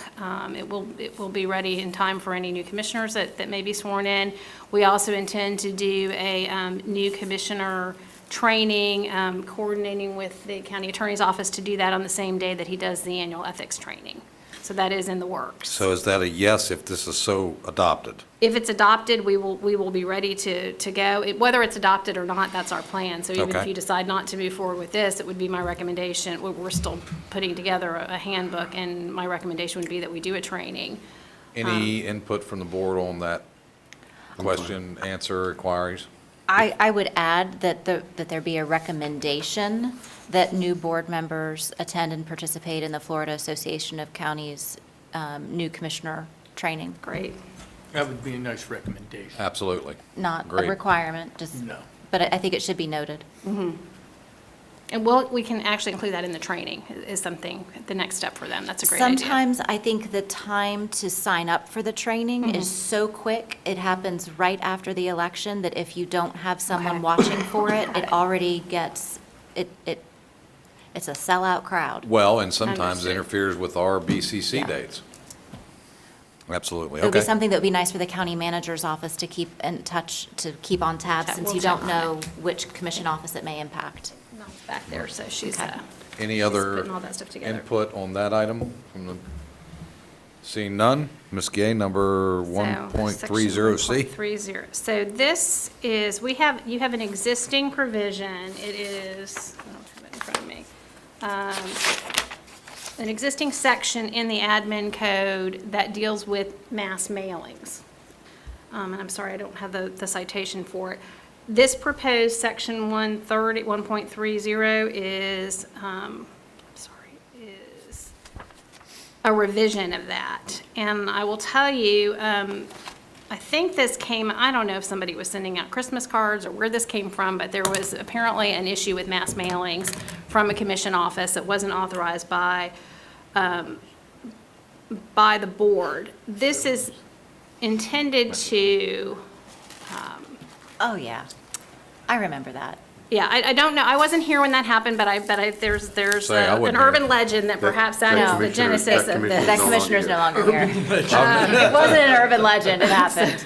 It happened? Oh, yeah. Long time ago? I think Not that long ago, but it happened. I think that was the basis for the existing policy on mass mailings that says nothing can be sent unless the board approves it. It creates a challenge sometimes because you may be doing a community meeting on an issue that has come up at a board meeting, and that precludes even county staff helping with notification of that kind of thing. So I think that there are some circumstances that perhaps don't warrant board approval. They're just common sense issues. So we tried to rewrite this to address that opportunity. The other thing that this particular provision addresses is there are occasions where a commissioner may request assistance from the communication staff to prepare remarks for an event or something like that, and we're always happy to help. This just kind of clarifies that process. If there's going to be something that's going to be distributed by county staff, we just suggest that you work through the county manager's office, and we make sure that not any one commissioner is, and I'm not suggesting anybody here does this is for every commissioner that ever comes on board again, just to have a process outlined for how that might operate. So intended to clarify, and we can put in here, as Commissioner Carey has suggested, that in no circumstance would there be any kind of group mailing unless the board approves it, but it would preclude some things that, just from a common sense standpoint, you might want to do. So it should be a public purpose, absolutely. I mean, Well- by example, if Commissioner Lockhart needs to do a mass email or a mailing to her constituents that she's going to have a town hall, or maybe her district is having maybe some traffic issues or something, and she wants to reach out to everybody, she should be able to do that without. Well, and frankly, we have. So we worked with county staff who were helping to organize the community meeting and got the addresses together from the property appraiser's office and pulled together. Aaron made a cute little postcard and shipped it out. And it's definitely had a great impact on the community participation. Right. So, And but it was actually a violation of your existing policy. it was a violation of our So we existing tried to- policy, which is why I kind of thought number 2 looked kind of nice. Yeah. Because it made me compliant. But truly, And there's a big difference between writing letters at, what is it, forever stamp is 50 cents or whatever, as compared to doing an email. Well, no, Yeah, or but a if it's a postcard. public Postcards. purpose, Yeah. if it's a public purpose, And Mr. Chairman? Not all of your constituencies are on email, so sometimes No. it's good And, to Mr. Chairman, send. I have no issue with it as long as it says that it must be for a public purpose. Yeah. You know, because the issue that we're talking about was that they were trying to a commissioner was trying to give discounts to county employees and other people. for their personal business. oh geez, Just, okay, I'd rather not get into it. yeah, okay. But to have to come to the board for every request for sending out postcards to a neighborhood I'm not meeting, I think would disagreeing. be, I'm agreeing right? with you for I'm not neighborhood okay with that. public purpose. Okay, That's what I'm getting at. I like that. I don't think that the board should have to approve every communication that you're going to do out to your constituents. I'm agreeing with you, It but better not. it needs to say something about it has to be for a public purpose. Right, as long as it's a public purpose, I mean, So are you comfortable, there's the language right now for mass mailings, and I don't, number 2 is the situation that discusses a meeting or other. if it's for a common purpose, well, common purpose would be, I guess, if you're going to have a BCC meeting, but we already do that. Projects or initiatives which are, that's fine. I can throw in the words public Public, purpose. yeah, it needs to be If public. you feel more comfortable. Put I mean, the it would word be, public, put the word public purpose or somehow in there, but I think that's fine. okay. Okay, next.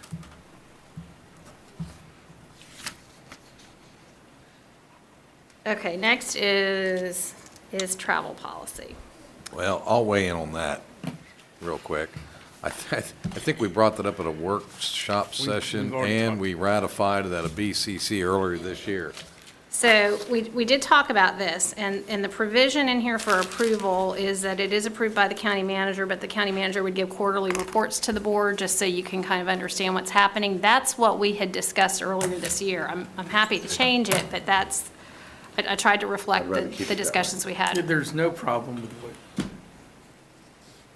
I'm okay with what we approved earlier this year unless someone else tells me why it's not a good idea. If we want to continue with what we have in place currently, at least keep it for, I mean, for the last however many months, none of us have been able to travel and go anywhere anyway, so we don't know Nobody's if there going could be a anywhere. problem. Maybe we just. saved a lot of money there, and a lot of money, Yeah, a few maybe we let pennies. it ride for a little bit longer and wait until people start traveling again to see if there might be a need to change it. I mean, yeah, I mean, I'm okay with what we've got right now. I mean, we raised the limit. The county manager has to review it, approve it, sign off on it, and give us a report. And that's sort of an informal process, because we still have the old travel policy in the admin code, which is, we've just been waiting to change that. But this, frankly, what's in the proposal is how we've been It's almost operating. 5 o'clock, Mr. Chairman. Let's move on. Okay, sounds like you Well- want to leave it like it is Well, for I do now. want to acknowledge, it does put the county manager in an awkward situation, not necessarily to approve, everyday type travel expenses. But if there was a commissioner that were to take advantage, it could put the county manager in an unfortunate situation. We don't want to do that. No, and So that's. we need to just not That's do the that. reason for the quarterly reports, so we all see who's traveling. Right. You And know, why? Right. I mean, I don't want to go back and rehash what we rehashed Right. earlier this year, but I think it gives this board, with the reporting process, it gives this board the ability to see or recognize an abuse. Or maybe it's not an abuse, maybe it's a discussion like, hey, Zembauer, why have you burned up your entire travel policy in 2 months? What have you been doing for the county?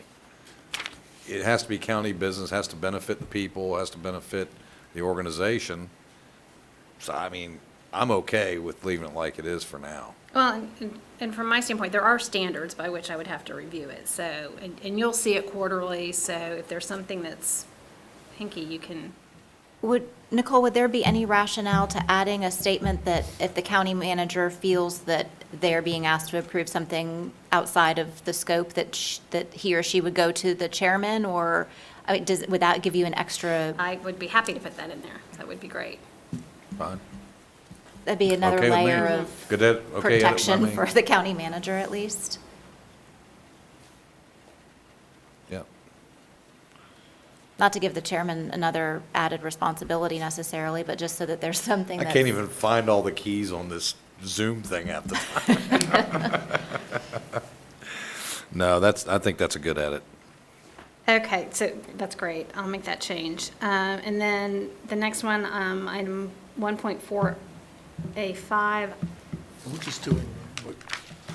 I don't know about those, and So perhaps. I can tell you that the policies and procedures that were provided to me when I came in as a commissioner were the same ones that I participated in writing in 2006 and 2007. They had not changed. And when I looked at them and reviewed them, they appeared to be dated 2006/7. So, and there was rationale for why those were written at the time, and I don't know that there are any of, I think I may be the only person in the organization now who was an executive assistant participating in that process then, I think. So I could answer why some of those things were put in there at the time, but as with all things, over the course of 13 or 14 years, things change. So there's no reason why they couldn't be amended, but as far as I know, they're still in place. I mean, I'm okay if we want to charge the county manager with reviewing those policies and revising those and bringing them back to us. Do it. I mean, whatever y'all think. I think a lot of it depends, so much of that position depends on the commissioner you're serving and what their needs are. Right. It's not a hard and fast, it needs to be probably a little bit more flexible than what it was written at the time. And again, I could explain why that was done, offline maybe, but, Well, could I suggest, since you were here as an executive aide, then would you be willing to work with the county manager on those policies and review them? I would be happy to. So, The dynamics are just different. Sure. No, I understand. So, but I'm happy to be a resource, and I'm happy to help. Interesting times, and let's leave it alone. Yeah. So this policy here does not contemplate that the county manager establishes those operating policies for the aides and how they all work together in the office. Although we're certainly engaged, this is language that's actually in the existing admin code now that says that the chairman is sort of the administrative manager of the commission offices, and the chairman has the authority to put together policies. And this is existing language, this hasn't changed. We can change it if you like, but this is the way I it sits just want today. What you're everybody to get talking about is along. having the county manager write something up. Well, I think it was helpful that the aides were actually the ones who wrote it, because frankly, Sure. they were the ones who knew what was actually going on in the offices Yeah, and how right. they were being managed. Right. And so to have the county manager or someone who isn't working in the day-to-day operations say what they think the policies and procedures and operating procedures should be could be counterproductive. So it would be helpful for, if we want these to be readdressed, to have the executive assistants themselves sit down and go through them and see what they think should be changed. So I think what I'm hearing is, why don't we have the aides review them, make their own notes, get with the county manager, discuss those, then bring them to us to see their recommendations or their concerns, Sure. and we That can makes sense. decide from there. I think that would be good. I mean, I don't feel okay as the chairperson making those policies. I think it should be more of a board decision for any number of different reasons. I may have more need or less need in my district than Commissioner Constantine, or he may have more need in one area. You may have different needs. in different areas. Right, you know. right. Right. Well, I think these though are kind of who backs up who does the yeah. budget, who does the P card. I think that's what these are, not so much what Commissioner Zimbauer Right. might need versus what Commissioner Constantine might need. Well, it does, because it's going to impact that person's available time to do the other Well. organizational things with the P cards and all that. That's true. So, I mean, historically, a lot of times the chairman's aide is the one that's done a lot of that, which is fine, and I'm okay with doing that. But as far as changing or doing away or adding, I think that should be a board decision, not the chairperson's decision. Mr. Chairman, your suggestion is a good one. I will say, one of the things that, that I had talked about with the county manager, and actually both the deputies, I'd run this by them. I think there is an opportunity to have the role of lead aide, which is referenced in these policies. Many of those administrative functions transfer to the county manager's office or to another position because they are completely and totally administrative and ministerial in function. And they don't change based on who the chairman is. Right. And not knowing, just to provide continuity and for there to be, it wouldn't matter who is chairman next. You always know that Susie Q is the person who's going to make sure all the documents are signed, they're taken to the clerk's office, everything is, there's some comfort and some consistency there that would probably leave the chairman's aide feeling much freer to do the responsibilities that come with being the chairman's aide. Oh, and feel much better about when documents come to be signed, Right. that they're being tracked as I'm signing documents that are 2018 before I was even here. Yeah. No, So maybe that's something we could talk about. I just would like to explore But that's a very good point. I mean, No, absolutely. Absolutely, very good point. I mean, to move from, chairman to chairman and then, their aide taking over that thing, I think is a recipe for not disaster, but a lot of Well, things can foul-ups fall through the potentially. crack. And one person, their job is to work, in many cases with, the citizens in their district and other areas that feel comfortable with that particular office. And it detracts from that essential service because they have to do, as you said, more administrative work that is should be more, centered in the county manager's office. Well, we can remove, there is this lead aide, and the lead aide has historically gotten a little bit of an additional stipend because there are additional responsibilities, tracking documents, things like that. We can remove that. I did add language here that just talked about, in order to ensure continuity in form, process, and distribution, that we would provide administrative support to the chairman with respect to correspondence, just so that all the correspondence coming out from the chairman from year to year looks the same, has the same format. Right. But we could take over the administrative functions of the lead aide and just not have a lead aide, and just those sorts of things we could shift to the county manager's office. So I'd say y'all get together and talk about it. I mean, Yeah. all the Me and Sam aides, are y'all probably ready to decide. lynch me, I but mean, we- there should be a continuity Yes. of continuing service. Absolutely. So just hypothetically say if all of us were up for reelection and we all didn't get reelected, then you start over with a whole bunch of new commissioners, with new aides, with nobody knowing how things used to be done, how they should be done, except some documents that are dated 2006, 2007 of what was right then, but maybe not right now. Right. Yeah, and, yeah. I mean, that's the whole reason to have policy and procedures, so that Yeah. things don't fall through the cracks, and if one or more or others from whatever post leave, there's some kind of trail to follow to pick up and run with. So we're okay with letting the aides caucus, mark it up, get with the county manager. County manager, you can decide what needs to come to us at that point? Yep. Okay. And then Nicole is going to work on 1.25B.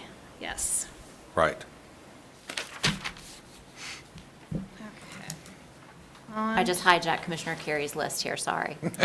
All right. Okay, 1.45C, that should have come out. I had originally had in paragraph B that we would recognize outgoing commissioners at that reorganization meeting. Of course, it doesn't make any sense because they're gone by then. I took that out of B, but I didn't take it out. I should have removed paragraph C, so we'll take care of that. That's, Commissioner Carey and I talked about that yesterday. And then 145F, this also is just a clarification because the county attorney takes the gavel.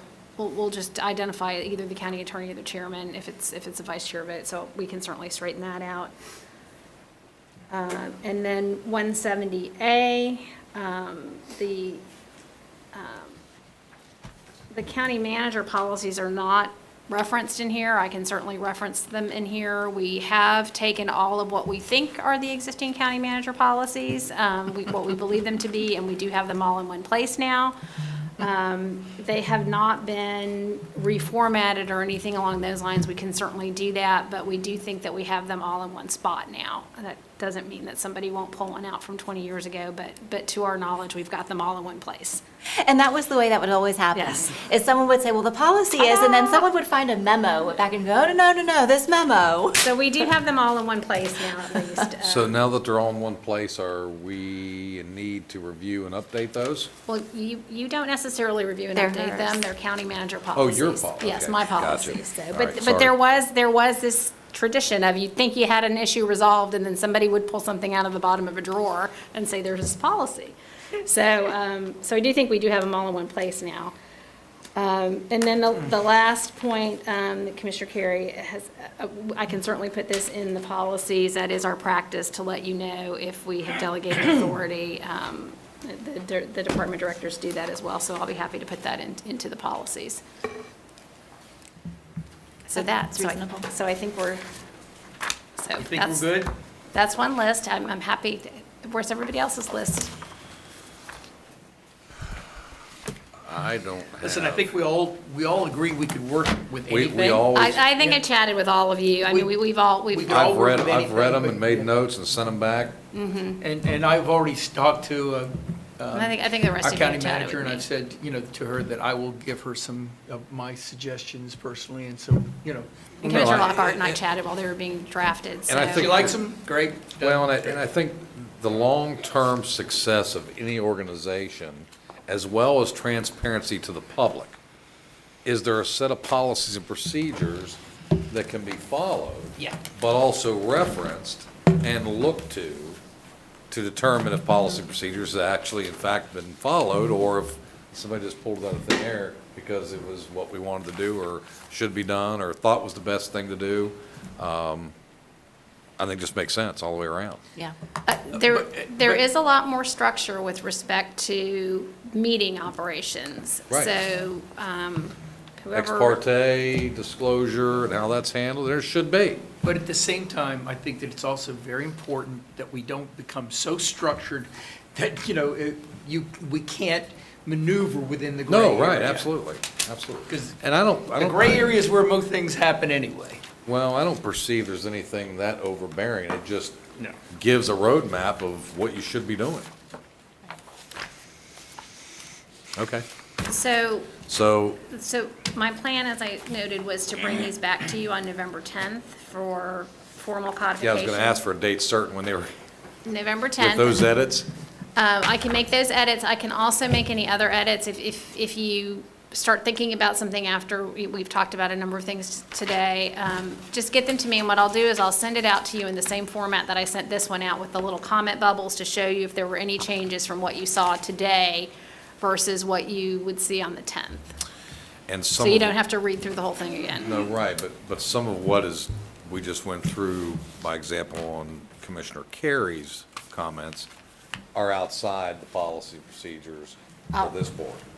Right. You're gonna work on those and bring those to us at the same time, or I don't know. I'll have to. the aides are all gonna have to weigh in on, so.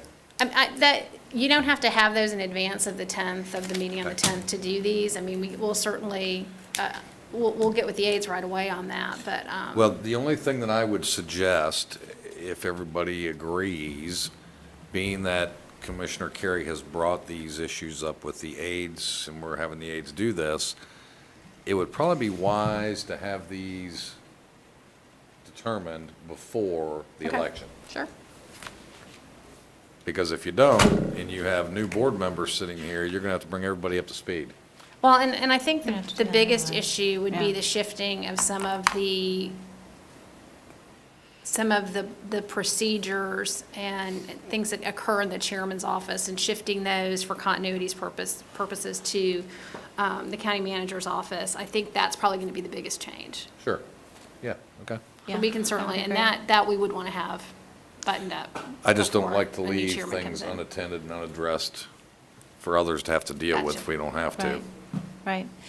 The, So, the other thing that I was going to bring up, it's really minor, but when we talk about the boards and committees, the appointments that we make as commissioners at the end of each year, the timeline that's been put in here works if it's not an election year, but when it is an Yeah. election year and you have brand-new commissioners being sworn in Right. in the end of November, and then they're expected within 4 weeks to have all of their boards and committees, all of those appointments ready and raring to go. I mean, Right. depending on their, awareness of the county, they may be still trying to find, a parking spot. So if there, I mean, I had it in there as January 1. they're in here now as December. It's December 1 at the Right. suggestion of Commissioner Carey because she was concerned that there would be a gap. Yeah, well, well, if there's a gap, we could fill in, if there's existing commissioners need to Chairman? fill in on a backup. or the existing person stays until their new person is replaced. That's what I was going to suggest. Which is what Yeah. what it does in the state. Right, Yeah. well, yeah, yeah. If the new commissioner doesn't appoint, then that Person person stays stays until there the- until the I- new I Until they're think- commissioner appoints. appointed. Are you talking about your committee assignments No, or your the board boards appoint- the your boards and board committees that we appoint people to. Right, okay. the chairman's appointments and the board appointments, correct? Yeah. People stay there until What the I new changed commissioner was the appoints? one, your appointments, whatever you get appointed, the chairman appoints. Oh, the you're talking chairman's- about specific For commissioners? instance, to the appointments? MPO or Oh. to the Expressway Authority and all of those. So Commissioner Carey's concern was if somebody leaves in November, there's a gap between November and January. So that's why she suggested we change it to December. Okay. I understand. I misread that. When I saw, okay. Yeah. I misread it. Okay. Do we address that anywhere in here? Because I don't remember I seeing don't it. know I that thought that was we it. do, and because I think some of them are rolling appointment, but we certainly can. Yeah, some of them are rolling appointments and some Yeah. of them, I mean, the boards and committees process, honestly, that's a whole nother discussion because it's a very, it's again, and one that one of the BCC aides is responsible for right Right. now. And I mean, And- that's a lot of work. It's a lot of So- work, and it's also, my suggestion, there was a third part of this that I just didn't take on at this point in time. We have different policies, different procedures for all of our boards, and my recommendation to you would be that we consider having a consistent set of bylaws and procedures and, attendance requirements and things like that for all of your advisory boards, because they've been developed over time, so there's not a lot of consistency between all of them, and I think that that's probably I concur. I know. something else that we should take on and just have a consistent set of When I was on procedures and bylaws and everything for all of your advisory boards. When I was on P and Z, I pushed for if you miss 3 meetings, that, for non-emergency reasons, that you shouldn't be serving, but I was shot down.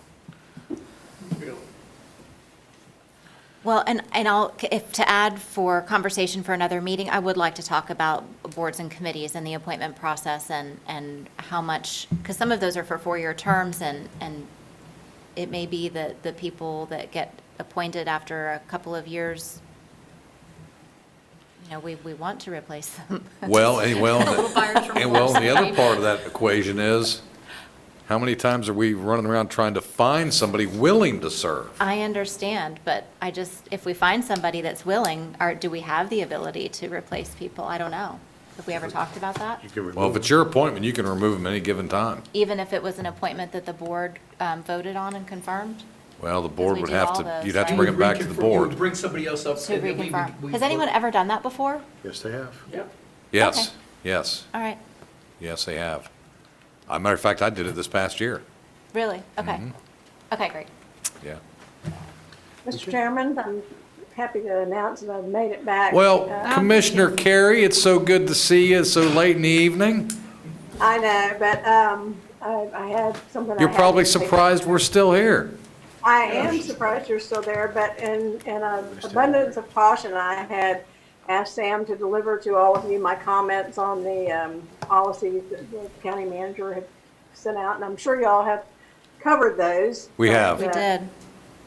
We have, and thank you very much for your input and your many years of thoughtful knowledge and consideration that went into comprising that list. We were just speaking about historic knowledge and so on and so forth, and that's what I think the public often misses or doesn't understand, the consistency of a commissioner that's been here long term and that historic knowledge that comes along with something maybe only happens every 3 or 4 years that I've never experienced or Commissioner Lockhart's never experienced, and we can look down the dais and go, and wait for one of y'all go, oh yeah, we've been there before.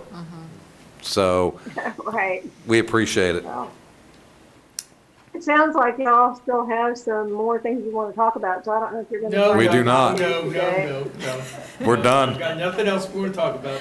The last We- thing I just brought up, I got glares from across the dais. Save it for next time. It's No. 5 o'clock. We actually just finished it up.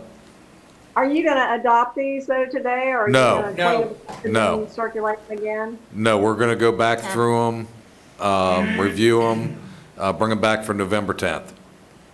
Okay, great, thank you. And and the county manager will send out any red line or bubbled comments and changes and so forth, so everybody's aware.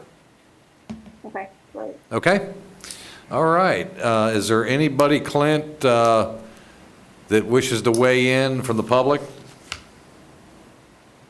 No, sir. on this matter? Anyone in the chambers? Seeing none, we're adjourned. They're all Thank you all.